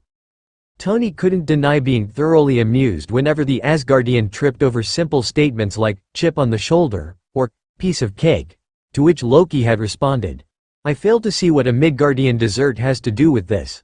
However, he adapted easily and acted like he'd lived here his entire life, which put Rogers to shame. It had taken Captain America a long time to acclimate to the 21st century. The screen came alive with choreographed violence and explosions, more action than plot, which was fine. Neither Tony nor Loki had the mindset to pay attention to details. The genius barely focused on the movie while he sipped at his drink. He had forgotten that Pepper would be over soon to see that he had been drinking, but there was no point in stopping now that he'd started, and watched Loki from the corner of his eye. The god was twitching on his side of the couch, looking vaguely like a puppy that was trying to resist falling asleep. He'd zone out and stare unblinkingly at the screen until something in the film blew up, startling him back into awareness. It was obvious how hard Loki was trying to keep awake, but it didn't look like he'd last for the several hours before morning. Which was a shame, because Tony was hoping to finally get the two to talk so Pepper would see that Loki wasn't going to bite her if she came over while he was away. Yet to Tony's surprise, Loki was still responsive 2 under-budgeted action films later when Jarvis alerted him to Pepper's arrival. Then Tony was nervous, because this would be it. If Pepper talked to Loki, though how much of a conversation the god could hold at the moment was another problem, and didn't like him, it would make things at his Malibu estate a lot more tense than they had to be. Loki also seemed to share his apprehension, though probably not for the same reasons. Since falling here months ago, the only person he had consciously interacted with was Tony. Even if they counted when he was out of it, that'd only add one more person to the list. He had to start somewhere, though, so Tony clamped down on his nerves and ushered Loki from the sofa. "I wonder what Pepper brought. It better not be some absolutely disgusting health food. I want calories and fat after all my hard work." He situated them both in the kitchen, and then he realized that he had left his drinks lying around and went to hide the evidence. Not even a minute passed before the sharp clack of heels on tile alerted him to Pepper's presence. The redhead came around the corner, her arms laden with boxes of food. She opened her mouth to say something to Tony when her eyes slid towards Loki, who was watching her like he was a deer caught in the headlights. Caught off guard, she took another moment to remember that she had been about to speak. "Oh, hello." She set the boxes down in front of Tony with a quick, "You can thank me later," before turning her attention back to the god. "I'm Virginia Potts, but Tony just calls me Pepper." She extended her hand for a handshake, but then she reconsidered and aborted the motion, smoothing down her sleek skirt instead. Loki stared at her before finally getting a response together. "I am Loki. It is a pleasure to finally meet you." Deciding that the two could manage without his immediate intervention, Tony diverted his attention to the bakery boxes. He recognized the label. It was from the small, family-owned shop in town that had the best-tasting fritters and croissants. Trying to be unobtrusive as Pepper and Loki looked awkwardly at each other, one not sure what to say and the other not quite down to earth, he opened the box and drooled at what was inside. "It's nice to actually talk to you as well. I hope Tony hasn't been driving you up the wall. He can be a handful at times." Tony took a large bite of one of the cherry fritters and closed his eyes in bliss. He happily lost himself in the vibrant flavors, glad that he wasn't involved in the sad conversation going on at the other side of the table. Sugary baked goods were much better, especially when Loki took too long to respond, his brain running slower than a snail building a nuclear weapon. "Stark has been more than adequate. I'm glad to have fallen, here of all places." Pepper made a polite noise of agreement before shooting Tony a look that clearly said, "What do I say?" He acted like he didn't notice and made an obnoxious moaning sound as he started on another flaky treat. She reflexively fixed her clothing again and smiled despite her discomfort. "That's good. I brought breakfast this morning, if you'd like any. I got you something that was bland, since Tony said you preferred that." When Loki just blinked at her, Tony finally decided to intervene. He grabbed one of the boxes and put it in front of the god, shaking his shoulder to get his attention. Eyes sluggishly dragged themselves from Pepper's face to Tony's, and he knew Loki only had a few minutes left. Eat those now. It'll be a while before you get a chance to eat otherwise. Once Loki opened the box and picked out a piece of plain toast, Tony was glad he didn't get stuck with eating toast too in the spirit of equality, or something silly like that. The billionaire turned towards Pep. Are you going to join us? Come on, have a French pastry. She looked hesitantly at Loki, but the man was listlessly picking at his food and didn't notice. Don't worry about him. He's going to blank out in a minute. I think this is actually the longest he's been aware. Jarvis, how long did he manage? 21 hours, sir. Look at that. 3 hours more than last time. Though he'll probably take a few days to get back again. Now come on, have a croissant. You're making me feel fat not eating. Tony slid the remaining box over to Pepper, feeling victorious when she opened it and joined him in the appreciation of well-made baked goods. He's not always like that, is he? You told me he's really smart, but… Tony glanced over to Loki, who had finally gone under. His fingers were gripping a mutilated piece of bread while he stared into space. Definitely not the image of poise or intelligence. Nah, he's normally quite articulate, if a bit absent-minded. Tony reached over to release the toast from Loki's hands, giving it a cursory check over before shrugging and sticking the rest of it in his mouth. Then he grabbed some napkins and cleaned gritty residue from pale fingers. You just happened to come over when he was at the end of his wire. One of these days, you'll catch him on a good day. Then you could play chess with him or something. He's scary good at it, by the way. I only beat him once while I was teaching him how to play. Then he kicked my ass.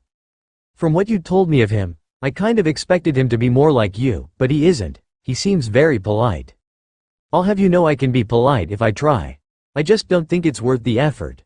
Judging by the smile he was getting, Pepper didn't believe him. Oh well, he didn't believe himself either. But it was worth a try. Well, he is known for his silver tongue, so smooth talking is probably not beyond him. Nor are more nefarious things, if one wants to interpret that differently. Pepper glared at him, so he raised his hands in surrender and got back on topic. He's actually snarky when he's feeling good. Quite the drama queen. He doesn't seem bad. He hasn't done anything violent since he's been here? You trust him? She glanced at Loki again. Most likely feeling weird talking was sitting right there. Tony had no such qualms, however, as he knew Loki didn't remember what happened while he was catatonic. Pep, if I didn't trust him, he wouldn't be in my house sitting at my table. I've spent almost half a year with him, and believe me when I say the most destructive thing he's done is crush a chair by going Transformers on it. If one didn't also take into consideration the annihilated car, shattered window, or fist-sized holes in the floor, then yeah, that was the worst he's done. But Loki wasn't himself during those times, and Tony wouldn't hold it against him. She sighed, relenting. All right, I'll go with you on this. I don't think he's a threat. Tony whooped and pumped his fists, acting like a kid who just got free rein of the toy store. Pepper reached over and gave his shoulder an admonishing slap, and he scowled at her while she smirked playfully back. What? It was a perfectly justified thing to do. Then he grinned. Well, if you're okay with him, then you're on Loki duty when I'm away. Remember to feed him, give him water, and take him for walks.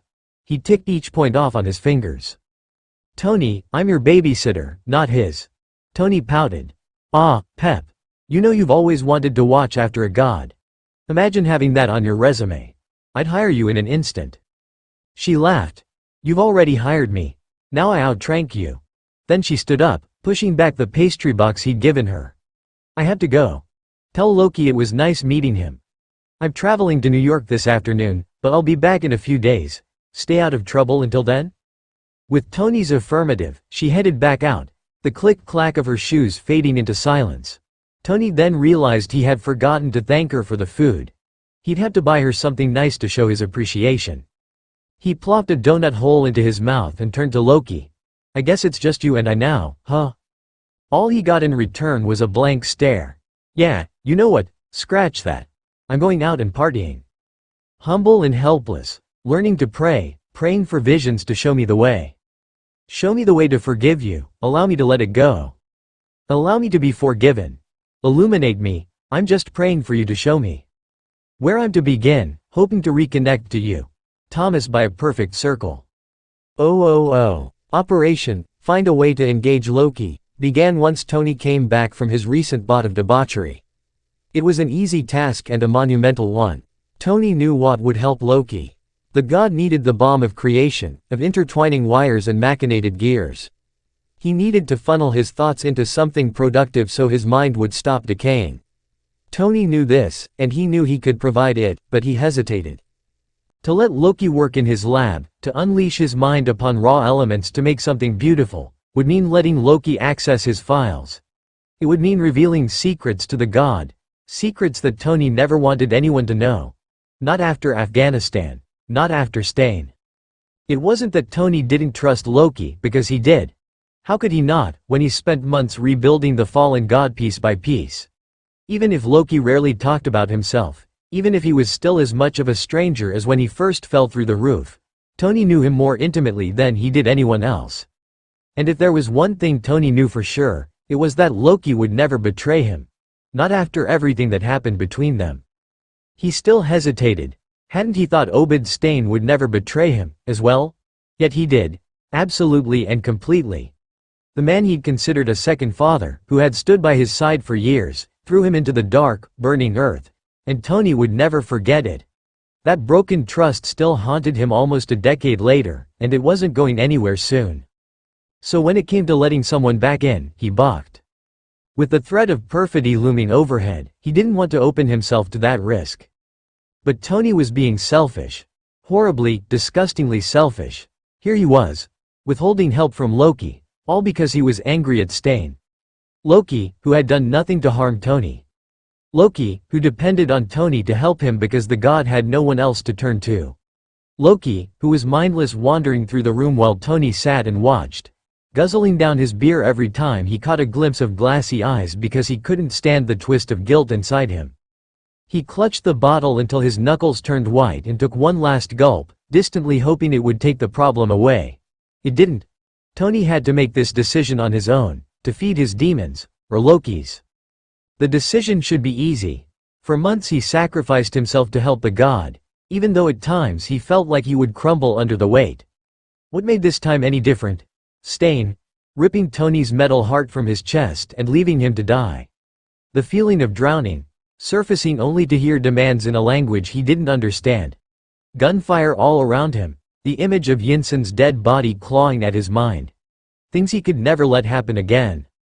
It wasn't that Tony didn't understand Loki's desperation to cling to any distraction available, because he did. He has been there before, trying to undo the fear and pain by reassuring himself that he still had control of his mind. But unlike him, Loki didn't have control, not really. If Tony had come back from Afghanistan to find that he could no longer create an arc reactor or even perform simple maintenance on one of his cars, he'd be disgusted with himself. Because take away his brain, what was he? A superhero. That's only possible because of the suit, which would have remained in science fiction if he hadn't had the ability to make it a reality. A billionaire?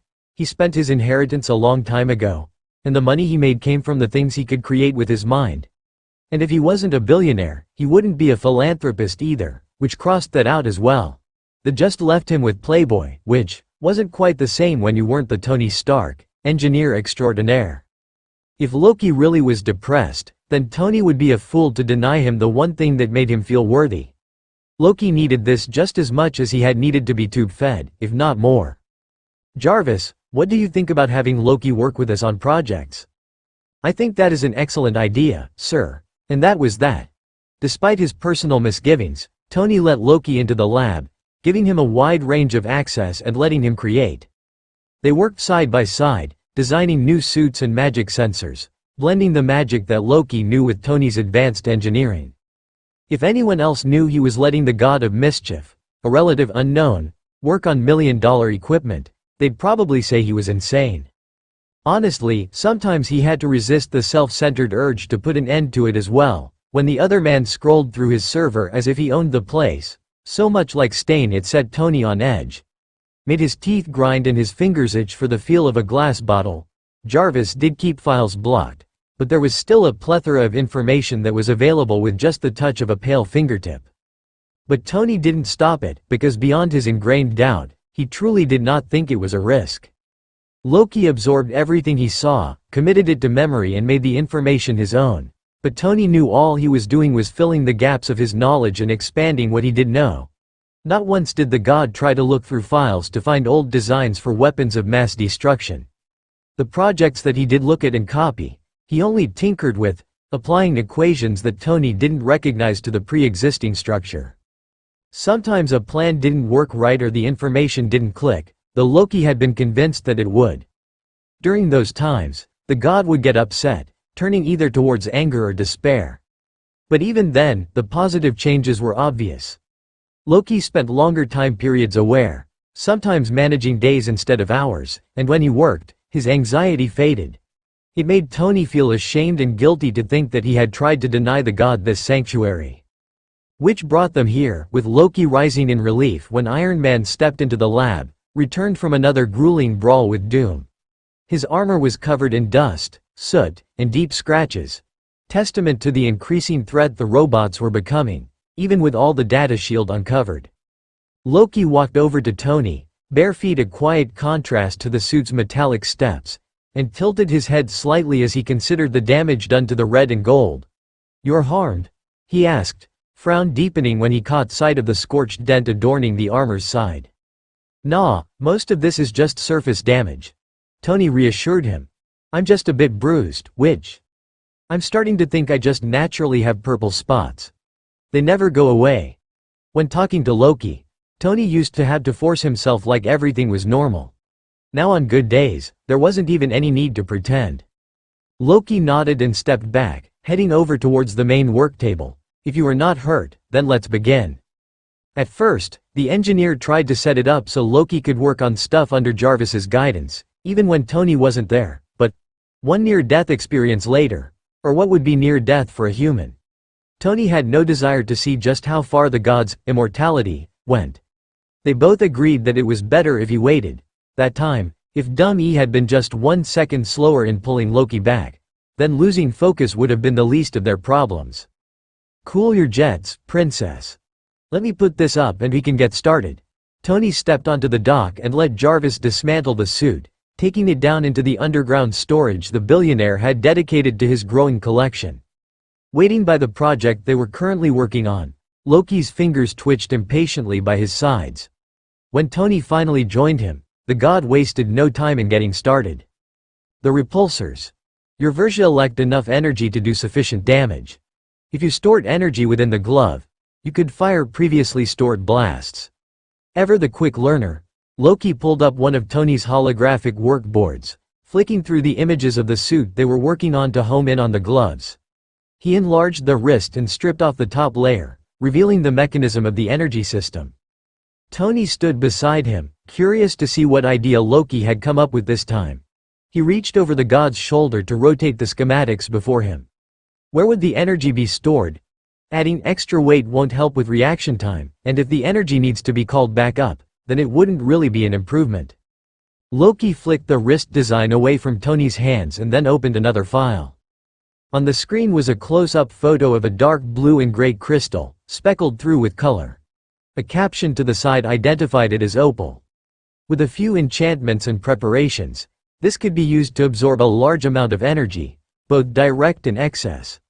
He twisted the picture into a large ring and, pulling the model forwards, put the circle around the repulsor. Then he offered the design back to Tony, who stepped around Loki to peer at the change more critically. "You'll have to explain the science of that one to me. How is a cheap mineral going to both hold and channel the energy that comes from the arc reactor?" After a few more twists of the rough idea he was offered, he noticed another problem. "And how thick is it going to be? Because the new repulsor models are inside the hand portion, and if it is any larger it will arrest movement of the wrist and fingers." Opal is well known by sorcerers for its ability to collect energy. It's normally used in rituals that require more energy than the mage can output at once. They charge the crystals beforehand to have the right amount to complete the spell. It also lacks affinity, so it would work with any energy you tried channeling through it. As for size, it wouldn't need to be large if you only used it during battle. Something half a centimeter thick would be enough. Working with Loki has taught Tony to appreciate many things he had once considered wacky voodoo, though sometimes the stuff coming out of the Asgardian's mouth still sounded like mystic crap. He'd seen enough demonstrations, however, of both conceptual and actual application of magic to believe the seemingly bogus things that Loki talked about. Okay, so if I went with something like this, what exactly would be the difference? Would it take energy from blasts I was trying to actually use? How would I activate it? And could Jarvis also control it manually? Would it backfire if I went past the limit? To think, months ago he didn't even believe magic was real. Now he was working on integrating it into his suits. The two discussed the changes well into the night, casually flicking through the schematics and pulling up equations to support their points. They finalized a design for opal-ringed repulsors, and then looked into ways to keep the whole suit working with backup energy separate from the main unit in case of an emergency. They didn't stop working until midway through the next day, and for once, they weren't stopping for Loki. Tony blinked heavily, trying to clear up the blurring in his vision, but it didn't do anything to lighten his exhaustion. Tired limbs struggled to keep him moving, and he kept running into the corners of the desk. After dropping the wrench he had been using for the 4th time, he finally said, "All right, we need to take a break. I'm only human." The god tilted his head and stared at Tony, like the very idea of getting tired was foreign to him. Bastard. Tony knew he slept too. Occasionally. Maybe once a month. It wasn't fair. But Loki conceded with a soft, "If you insist," and started cleaning up their mess.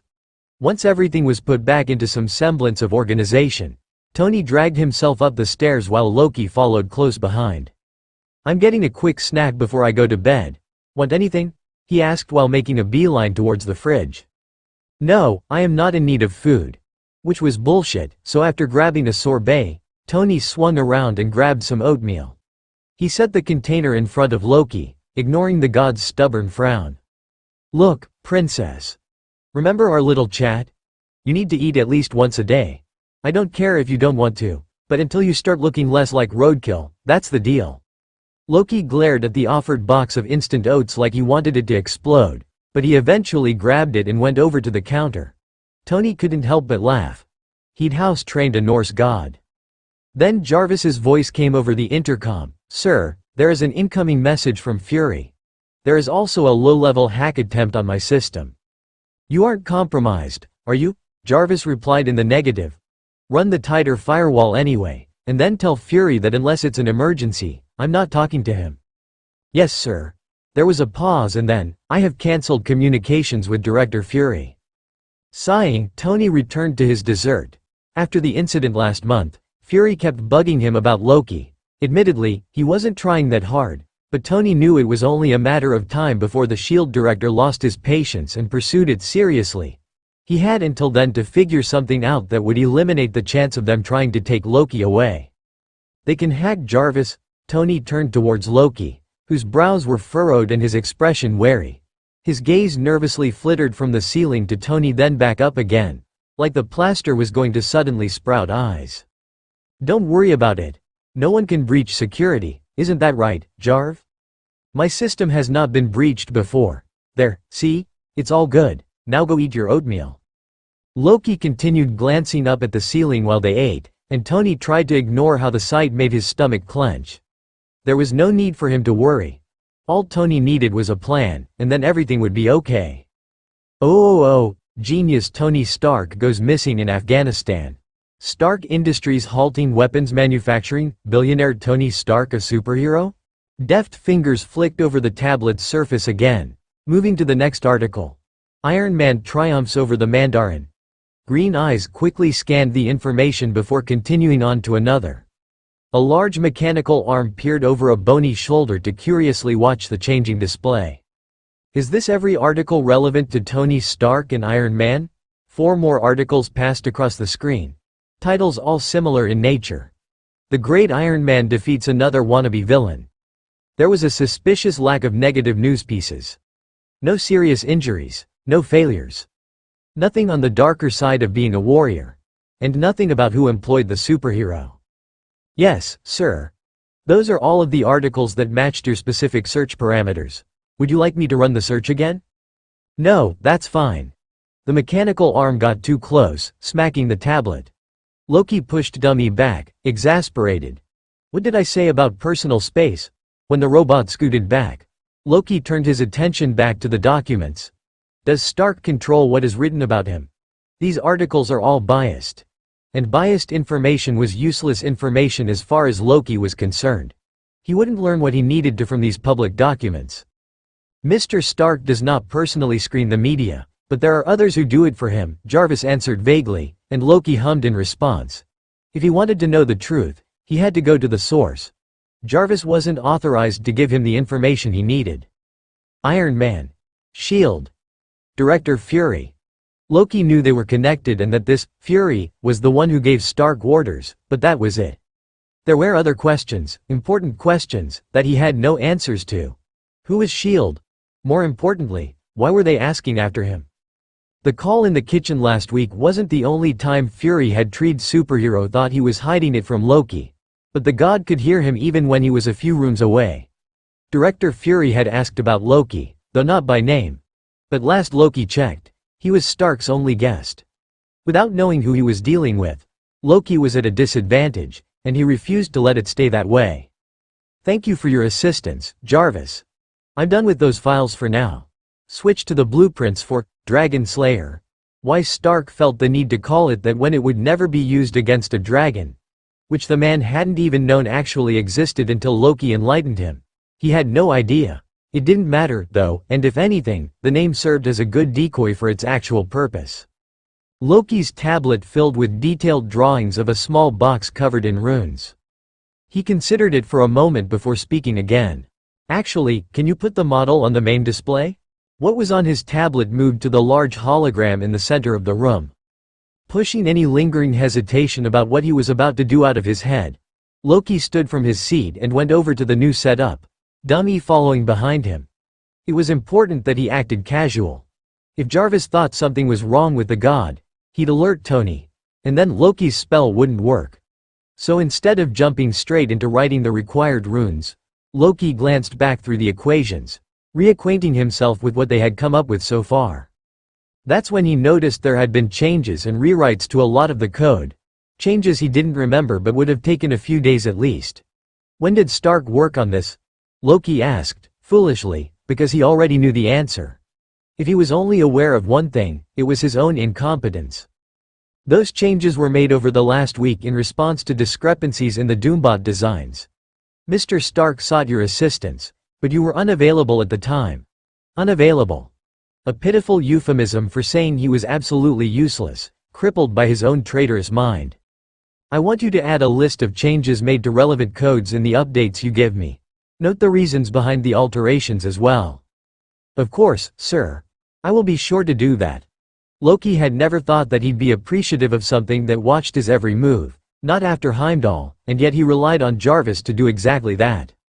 When he snapped back out of the fog, the automated voice was always there to tell him how much time he had missed. What felt to him like only a moment would sometimes end up being an entire week, and without Jarvis, he'd have no concept of time.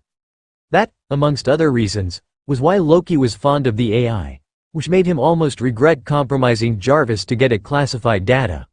But if someone was going to come after him, Loki had to know everything he could to protect himself. It wasn't a matter of loyalties, it was survival. Creating a spell that would fool the AI without harming it or leaving any trace had been difficult, though he knew it'd have been so very easy before it happened. He wouldn't think of the void. He wouldn't. It only brought the fog, and he hated the fog. It needed to go away. He'd make it go away. Yet it was always there, but when Loki was conscious, he planned and plotted, for what was the god of lies if he didn't even know the truth? A worthless Jotun pawn, and nothing more. With Jarvis tricked, it'd also be possible for him to leave the house without alerting anyone. Whether or not that was a smart plan was a different matter entirely. What if he blanked while he was away? He didn't always have a warning, and while he remained here, like a pet, tame and servile, he didn't have to worry about being in danger. Even if Loki didn't want to admit it, leaving the premises was a risk. He knew that, Stark knew that, and so he remained locked away, here, until you have use of me. Loki was proud, not stupid. It was safe here, and leaving would only put him in even more danger. Whatever was on Jarvis's server would have to be enough for now. Having delayed long enough for his plan to work, Loki started tracing unrelated sigils on the display while making sure to look as if he were using the equations as a guide.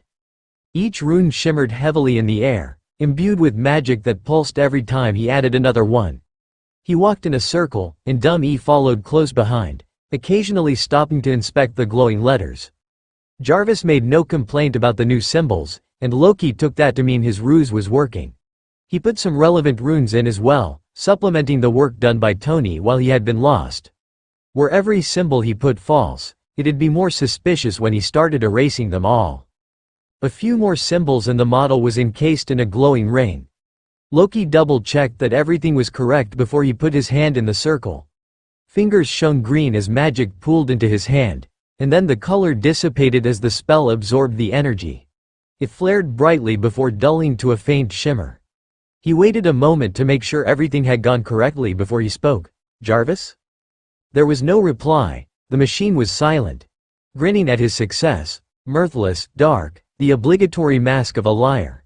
He turned away from the sigils hanging in the air and picked up the tablet he had been using. The spell would only last for a few hours, fading away before Stark returned from his role as Iron Man. That way, Loki wouldn't be caught if something went wrong before he could manually disassemble the spell.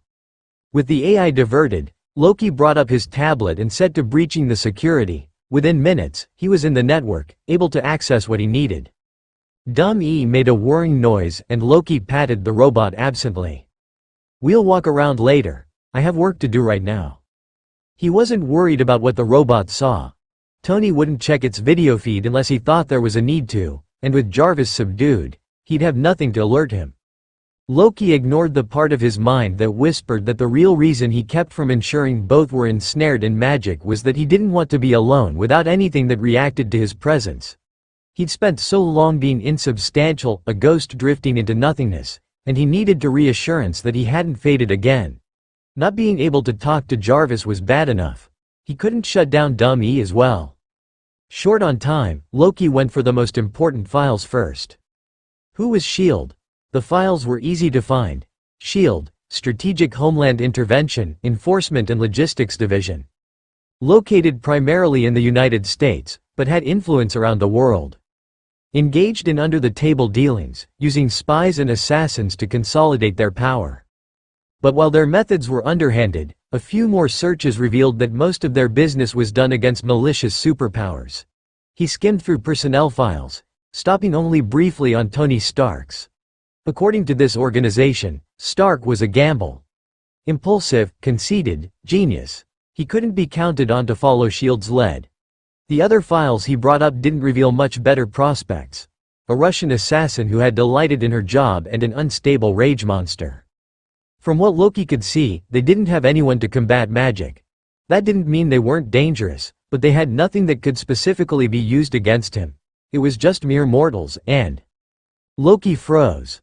Muscles seizing, lungs wheezing, and his mind immediately falling into the dark. That name. The name he had called so long ago, when he was falling. When everything was composed of pain and black. Always black. Lost in the nothingness, he had sought it. The red and the shadows. He sought what wasn't there, because the void was destroying him. It was agony, but he wasn't dead. He gladly would have crawled back, begged forgiveness, just for it to end. No, never beg. He hated him. That man he had trusted, had loved, still loved, but he would never admit it, couldn't admit it, but in the end wasn't even his brother. He can't forgive. But why not? Thor's name stared back at him, overshadowing everything else on the page. Loki didn't bother entertaining the notion that it might be a different Thor, that it wasn't his, not, brother. Looking at the name, Loki couldn't summon the strength to open the profile. He knew there'd be pictures and reports. Documentation of Thor's banishment to Midgard. The file would be proof of the time when the world started to unravel no matter how hard Loki had tried to keep the seams together. That failure was something he was unwilling to face. No longer interested in whatever files S.H.I.E.L.D. had. Loki couldn't stand to find any more reminders of his past. What if he had a file in there? Listed as a threat, no doubt, while his perfect brother was considered a possible ally. He closed the database and switched to looking through some of Stark's personal files. They wouldn't help as much as the ones on S.H.I.E.L.D., but he needed the distraction. The impersonal information washed over him. A balm against the vicious burning of his thoughts. Names like Obadiah Stane and Howard Stark meant nothing to him even if they meant a lot to Tony Stark. Afghanistan meant nothing to him even if memories of it woke Tony Stark each night. He could read about the betrayal, the torture, without feeling the hurt echo in his bones. There were no screaming images and haunted voices to call out to him from the fog. But it all made so much sense now. The compassion, the understanding. That link between God and mortal. Reading through each file was like gazing into a mirror. A cracked, warped mirror that still showed an image too close to the truth. He liked Stark, and now he knew why. Loki read until he felt a tug on his magic, signaling the nearing end of his spell. He eased his way back out of the database, covering his tracks as he went. There'd be no evidence that he had traversed the system other than the new information that rested heavy in his mind. By the time the spell ended, the god was back by the display undoing his work and erasing the remnants of his magic. All that was left was to check that his spell left no flaws in Jarvis's system that the AI could detect. "I'm done here," Loki announced as he pulled the last unneeded sigil from the base of the Dragon Slayer. Hating himself for being unable to cover up the slight tremor in his words. A mere name should not have shaken him up this much. "Of course, sir." The model disappeared, leaving the room unnervingly empty. Loki waited to see if Jarvis would comment on any discrepancies between his data, but all the AI said was, "Mr. Stark is on his way home. He'll be here in under an hour if you can hold on for that long." Judging by the oppressive blankness in his mind, he wouldn't last, but Loki thanked Jarvis for the update anyway before calling for Dumb E to walk with him. The spell appeared to work as it was intended, supplying Jarvis with what the AI expected to see. It wasn't flawless, and had Stark tried to contact Loki, the message wouldn't have been able to get through. But the risk had been worth it. Loki knew who S.H.I.E.L.D. was, knew some key players, and he could rest easy in the knowledge that even if they captured him, they could not hold him. Loki would not be a prisoner to anyone, not when he was already imprisoned by his own failing mind. Dumb E followed Loki as he made his way over to the garage. Having only a little bit of time left, Loki meandered through the open space of the garage. Gazing at the bland ceiling accented only with fluorescent lights, he wished he could gaze upon the sky without being overcome with despair. After being without the ability to see for so long, he desired to gaze upon the world. However, the devouring sickness in his mind didn't care what he wanted. The one time he had caved to his desire and willingly stood before the ocean and sky, he had fallen within minutes. Were Stark not there, he probably would have done worse than obliterate the glass pane with a chair, and it wasn't the house the god was worried about. Loki stumbled, and Dumb E was immediately there to steady him. He vaguely noted he was across the room from where he thought he had been as he tried to regain his balance. When Stark came back, Loki knew the man would find him here, staring blankly into space. Loki would always fall to the nothing, because in the end, he was nothing. Oh, the audio feed fizzled to life with a click inside Tony's helmet. He double-checked that the line was secure before asking, "Can you hear me?" Sadly, came the familiar, sarcastic drawl. Tony smiled, glad to hear the other man talking again. Talking was good, even if he was getting made fun of. "You know you love the sound of my voice, princess," Tony drawled back, laughing a bit at the mocking scoff from the other end of the line. Then his grin fell away, and he continued, "Seriously, is everything working on your side? This is going to be our big debut. No performance issues allowed." The real question was left unspoken. "Are you doing okay?" "Stark, we've checked the systems a dozen times. Everything is online and operational." Which was really code for, "You've already asked that question, and I told you it's as good as it's going to get." It wasn't enough for Tony, so he worded his question differently. "How are we on time? Do you think you're going to blank out soon?" There was silence on the other end, and then, at least a few hours left with Jarvis helping. Which really meant, actually, no, that one was pretty straightforward. "I am glad to be of assistance, sir," Jarvis spoke up, and Tony couldn't help but groan. Now there were two sarcastic, British voices in his helmet. He was the minority in his own suit, damn it. When he repeated his joking observation out loud, Loki replied dryly, "You could always leave. I'm sure Jarvis and I can handle this just fine. You spend way too much time with my robots. You know that? I'm starting to think they like you more, and I made them. One of these days, Loki would laugh at something he said. It was on the top of Tony's list of things to do. Right beside going to an auto show so he could replenish his car collection. His poor cars. I'm sure you're an excellent father, Stark. That man's default speech setting had to be set to sarcasm, no wonder he and Tony got on so well. Your naming skills are at least above par. It's pretty hard to outdo, dummy, I must say. Though, you, is also just smarting of creative intellect. In his defense, Tony named both of them a long time ago, and Dummy's name was very fitting. No one could deny that. Hey, Jarvis's name is original. Name one other Jarvis you know, and the original Jarvis doesn't count. Besides, you like your name, don't you, Jarv? He better say yes. Tony spent a whole day trying to come up with the perfect acronym for his AI. Just a rather very intelligent system. You certainly could have done worse, sir. For a while I was worried I would be stuck with proof of Tony Stark's awesome geniusness. Luckily, you reconsidered when you were no longer quite so drunk. It's a good thing Tony never told Jarvis he'd also been considering people everywhere need intelligent servants as a name that night. Shouldn't you be preparing a plan for when you get to the combat zone? Loki interrupted before Tony could continue bickering with his computer program. Tony checked the estimated time before arrival, 14 minutes to go. There was still time. Keeping Loki engaged was more important than making a plan he probably wouldn't use anyway. It also kept him from futilely worrying about whether or not his final-ditch effort to keep Fury away from the god would work or not. Nah, plans are dumb. You can't mess up if you don't have one to start. The more important thing here is you and the affair you're having with my robots. Let me guess, you're sitting next to Dummy right now. The silence on the other end was answer enough. I need to get you a pet or something. Something organic. Maybe a cat. I've heard they're pretty prissy. You'll get along great. T was just a jest. Tony realized Loki really did need to start interacting with other living things. He'd spent the last half-year cooped up in the downstairs portion of Tony's house with no company besides the engineer and his robots. Pepper too, when she managed to get over. Not anything conducive to learning how to interact with the world again. But at the same time, even calm, gentle Pepper made Loki on edge. Throwing the poor guy into the fray wasn't going to help him much. Given that, the cat didn't sound like such a silly idea anymore. Though that wouldn't help Loki today. They would be connecting to the main communication feed soon, and the god was going to have to talk to whoever Iron Man was working with today. Hawkeye, if he remembered right. Which was actually a positive twist of fate, because Barton was the one who'd complained the least about Tony letting a stranger onto the private line. What Tony was more worried about was that Barton might say something to trigger a flashback.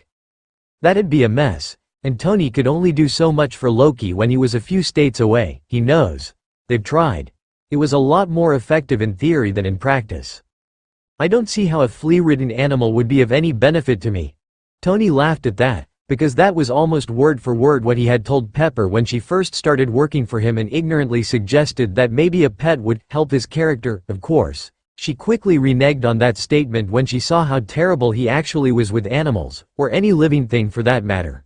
Except Loki, because Tony wasn't going to fail Loki no matter what happened. Well, you never know. I read an article not too long ago that having a pet helped people who were depressed, and that was the wrong thing to say, judging by the heavy silence on the other end. Really needed to work on thinking before he spoke. It'd have only taken him a second to remember that talking about Loki's mental state was a big, no, second only to talking about his past. The only time it was okay was when the god was busy screaming as if someone was ripping him apart but didn't have the decency to actually kill him while they were at it. And Tony really didn't need the morbid imagery. Even then, talking about it was actually just him rambling about how, it'll be okay. And, calm down, it's just a memory. Tony Stark was many things, but a therapist wasn't one of them. The tense silence remained. Tony desperately thinking of something to say that wasn't completely stupid and Loki most likely desperately trying to do anything other than think. Until Jarvis eventually spoke up again. Sirs, active combat zone is less than 5 minutes away. Tony was thankful for the diversion, and he was sure Loki was, too. Idle time was never a good thing anymore. You ready? He asked, knowing that once they entered the communication link with Hawkeye, they would not be able to speak as freely. If there was a problem, they had to address it now. Let's get this over with.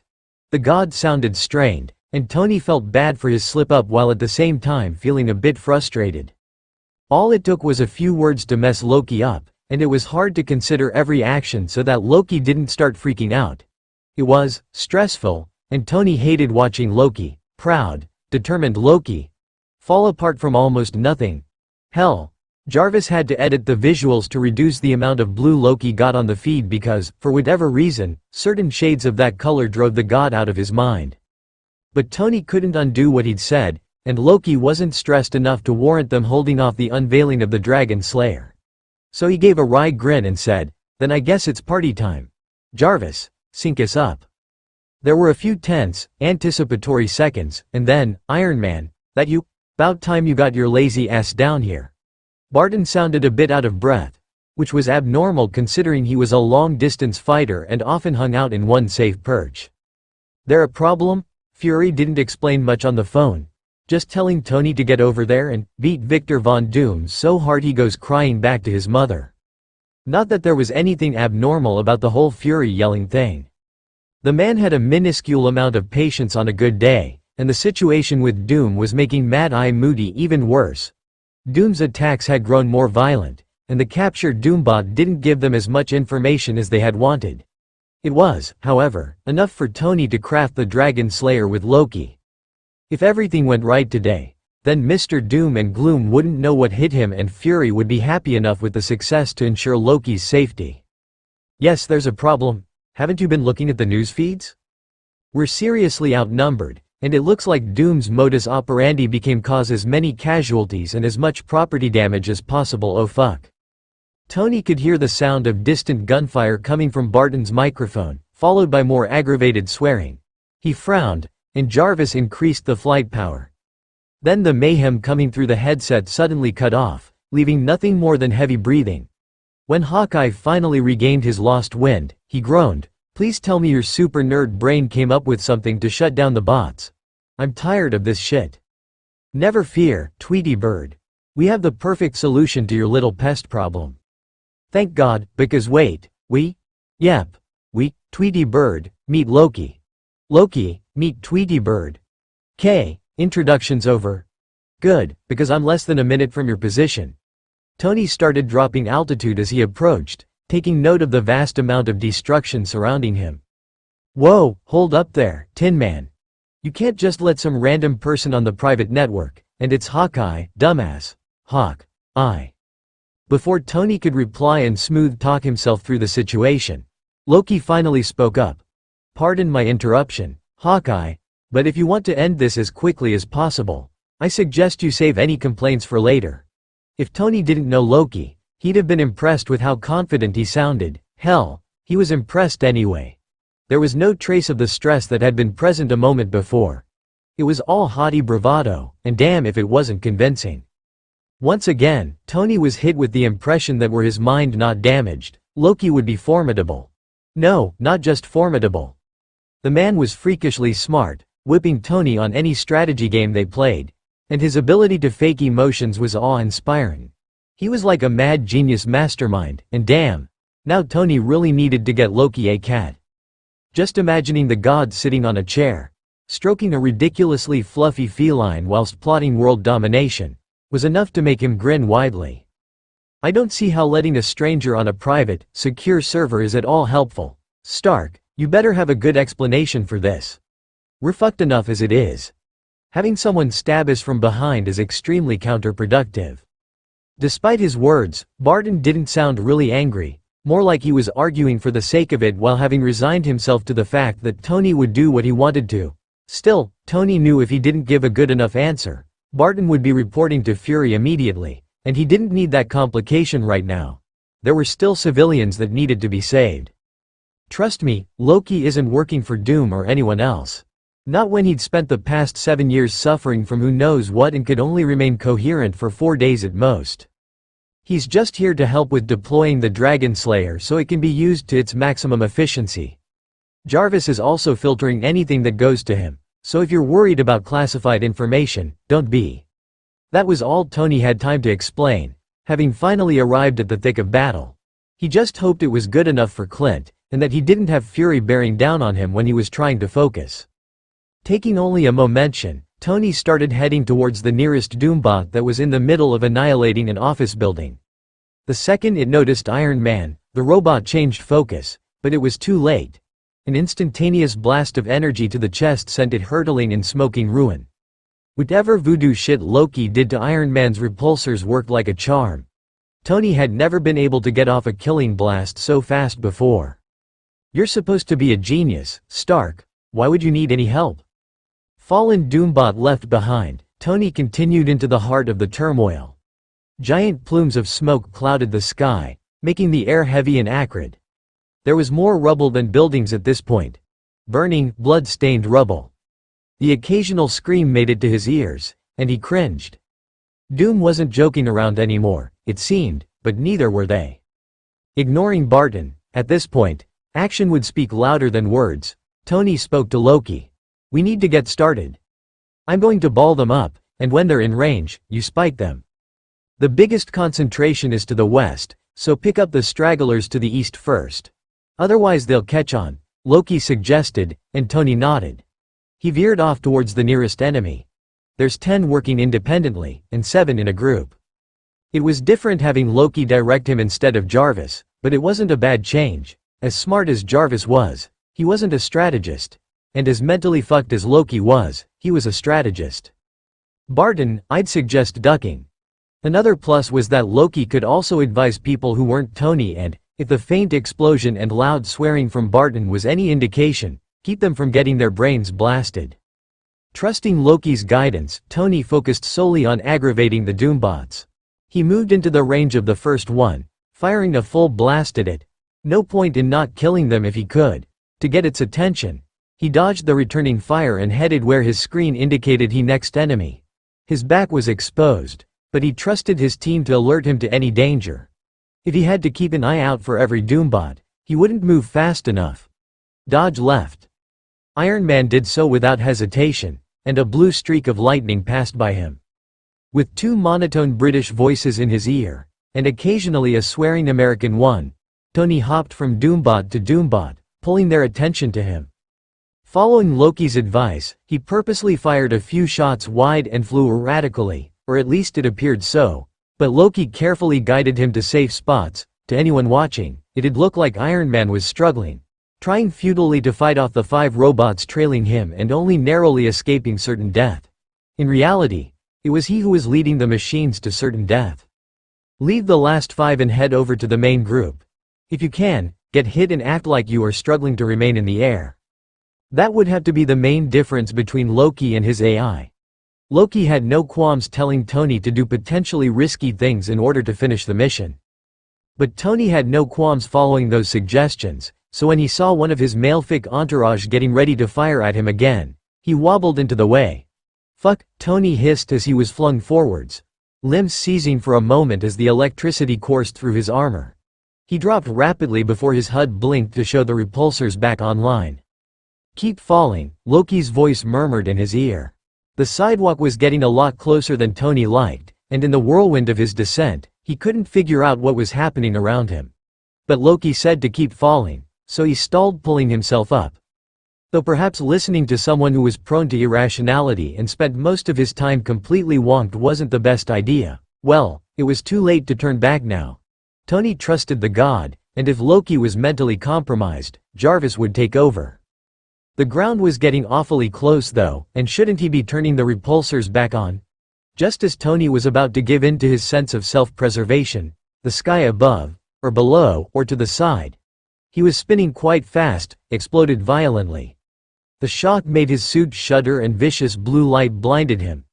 If he wasn't disorientated before, he definitely was now, and he was all too aware that the ground was rapidly approaching. Now, Tony was all too glad to follow that order, and repulsors flared back to life. Iron Man shot back into the sky, and he felt a bit nauseous when he saw just how close he had gotten to becoming roadkill. Then he noticed the extra 5 blinking dots on his screen. Would you look at that, cowards? The scattered 10 Doombots accounted for, Tony started heading over to the last 7. He made sure to dip around theatrically, letting himself lose altitude occasionally, but remaining well in the air, Because nearly hitting the ground once today was once too many, the Doombots bought the act, crowding in closer and eagerly trying to take him out. Not today, bitches, Tony thought viciously as he dove towards where the remaining robots were concentrated. When the 7 noticed him, they began to fire as well, and Iron Man was surrounded by bright flashes. Despite the navigational advice, a lucky shot managed to connect, and he rolled forwards, now exposed on all sides in the thick of enemies. "Any time now," Tony shouted, desperately trying to right himself.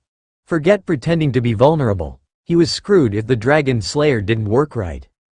But before he could bemoan not updating his will, Loki's calm voice answered him, activating Dragon Slayer now. The change was instantaneous. One last lightning arch flew past Iron Man and then nothing. The Doombots were suspended in time, docile and untouchable. And then gravity took over.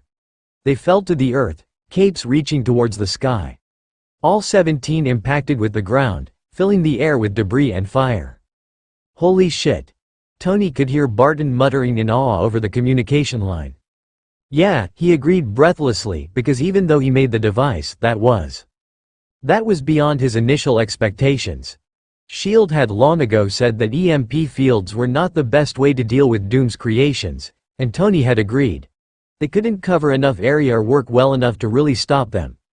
But the Dragon Slayer had completely trounced those conjectures, turning 17 fully operable robots into metal chunks scattered across the ground.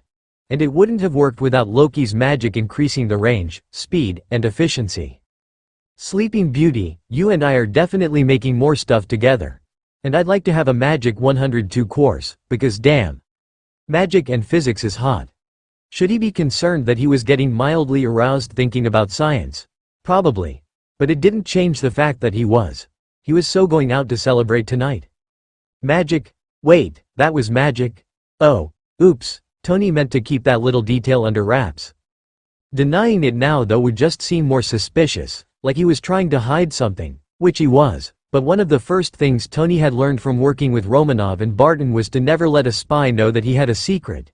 And now that he thought about it, it was better for S.H.I.E.L.D. to know that Loki used magic. If it was magic that just thrashed Doom, then they wouldn't be able to dispose of the only known magic caster around. That didn't mean his pride was going to let Loki take all of the credit, however. Hey now, it wasn't all magic. There was actual science in there too. He pitched his voice in a joking whine. Magic is as much science as your physics and electricity, Stark. It just does more, Loki replied, and Tony laughed at the familiar argument. He had gotten over his grudge against magic not too long after he and Loki seriously started working together, but they still mocked the other anyway. Tony was going to reply, slip into the friendly banter, but Hawkeye interrupted him again. Last time we had a mission involving magic, I rowashing it for weeks. What did you do to change his opinion? Tony easily recognized the question for what it was. A subtle attempt to gather information on who exactly Loki was and how he got involved with Tony Stark, engineer guru. He knew Loki would recognize it too, but he couldn't help but worry the other man would accidentally say something he shouldn't. The remains of your enemy should be ample enough explanation. Stark is stubborn, but that doesn't mean he isn't pragmatic. Was that supposed to be a compliment or an insult? Tony felt kind of insulted. Though it did seem like Loki was thinking along the same lines as him as far as being vague went. Tony decided to let the two talk on their own while he checked that the area was clear. Then he was going to return to Malibu to party. Barton laughed. Stubborn isn't the only word I'd used to describe him. Tony had no problem deciding that that one was insulting, and he scowled at the inside of his helmet. How'd you meet? Let me guess. You blew something of his up and it turned him on, so he made you work with him. Wouldn't be the first time. No, it wouldn't, and maybe that should say something to Tony about his sense of self-preservation. Not that Loki did it on purpose, but Tony still grieved the death of his beautiful Selene S7. Something like that, Loki agreed softly, and Tony couldn't decide if Loki was annoyed or amused by the spy's attempts to gather information. It must be difficult living with him. Though I'm sure the lab is worth it, if what I've heard is true. Living with him? They didn't mention anything like that. Then Tony realized that Barton would figure something out whether Loki confirmed his hypothesis or denied it. Stark isn't the worst partner I've had. And you're right, I do find his rooms quite enjoyable. Both Tony and Barton sputtered at that, and Tony then knew that Loki was definitely amused, or at least as amused as he could get. He was toying with Agent Barton, a wonderful first conversation with someone outside of Tony's sphere. What? I thought you only went for the ladies, Stark. Have you read the tabloids? Tony couldn't help but respond. No reason not to play whatever game Loki was. As long as they're hot, they're fair game. Why, are you jealous? And here I thought you were with Natasha. Don't worry, I won't tell. Barton stuttered over a response, and then he growled, "Fuck you, man." When Tony answered that with a sultry, "Well, if you insist," he could hear an irritated snarl and the click of Barton's comm going offline. Ah, well, he's no fun. Then Tony disconnected from the main line before saying anything else, because he knew Hawkeye was still listening. Sneaky little spy. Iron Man scoped the area out one more time, watching as S.H.I.E.L.D. agents came to collect the bits of fallen robots and police started swarming the area, before he shot off back towards home. "How are you doing?" Tony asked seriously now that they were alone again. Loki had sounded fine just moments ago, but one of the first things Tony had learned was that the god was determined when it came to hiding weakness. He wasn't as bad with Tony at least, partly because he knew Tony had seen him at his worst, and partly because Tony was getting good at seeing through his charade and Loki hadn't found it worth the effort. So asking occasionally got him a truthful answer, like now. "I have. About 2 hours. Loki suddenly sounded tired, as if the weight of the world was bearing down on him. Tony wished he was home so he could offer whatever comfort he could, but he was too far out to make it back to California anytime soon. Even if he was there, he could only do so much to save Loki from the demons in his mind. S.H.I.E.L.D. will come asking after me. Most likely. There was no way they could flaunt a mysterious person. A person with magic that made Doom's forces look like daisies in front of a S.H.I.E.L.D. agent and not get reported to Fury. Tony could only hope his plan worked right and that S.H.I.E.L.D. saw Loki as an asset. That was the only thing he could think of that would keep them from trying and take advantage of the mage. "I need to go now." There was another click as Loki went offline, leaving Tony with Jarvis. "How's he doing?" he asked his AI. "Not well, sir. He's resting in the corner of the lab at the moment. I estimate he will fade before you return home." Damn. So much for thinking moderate interaction wouldn't stress Loki out too much. All that Tony could do now was wait and see if his plan worked and try to think of a backup plan in case everything went wrong. Tony's worrying forcefully came to an end 4 days later, while he and Loki were going over the footage of the effects of the Dragon Slayer. "Sir, Director Fury is calling." Both Tony and Loki looked at each other, eyes wide. They knew that no matter what Fury said, something was going to change today. And change it did. A thunderous voice resounded through the room. "Stark, you and your little girlfriend are coming to the helicarrier right now. Get moving."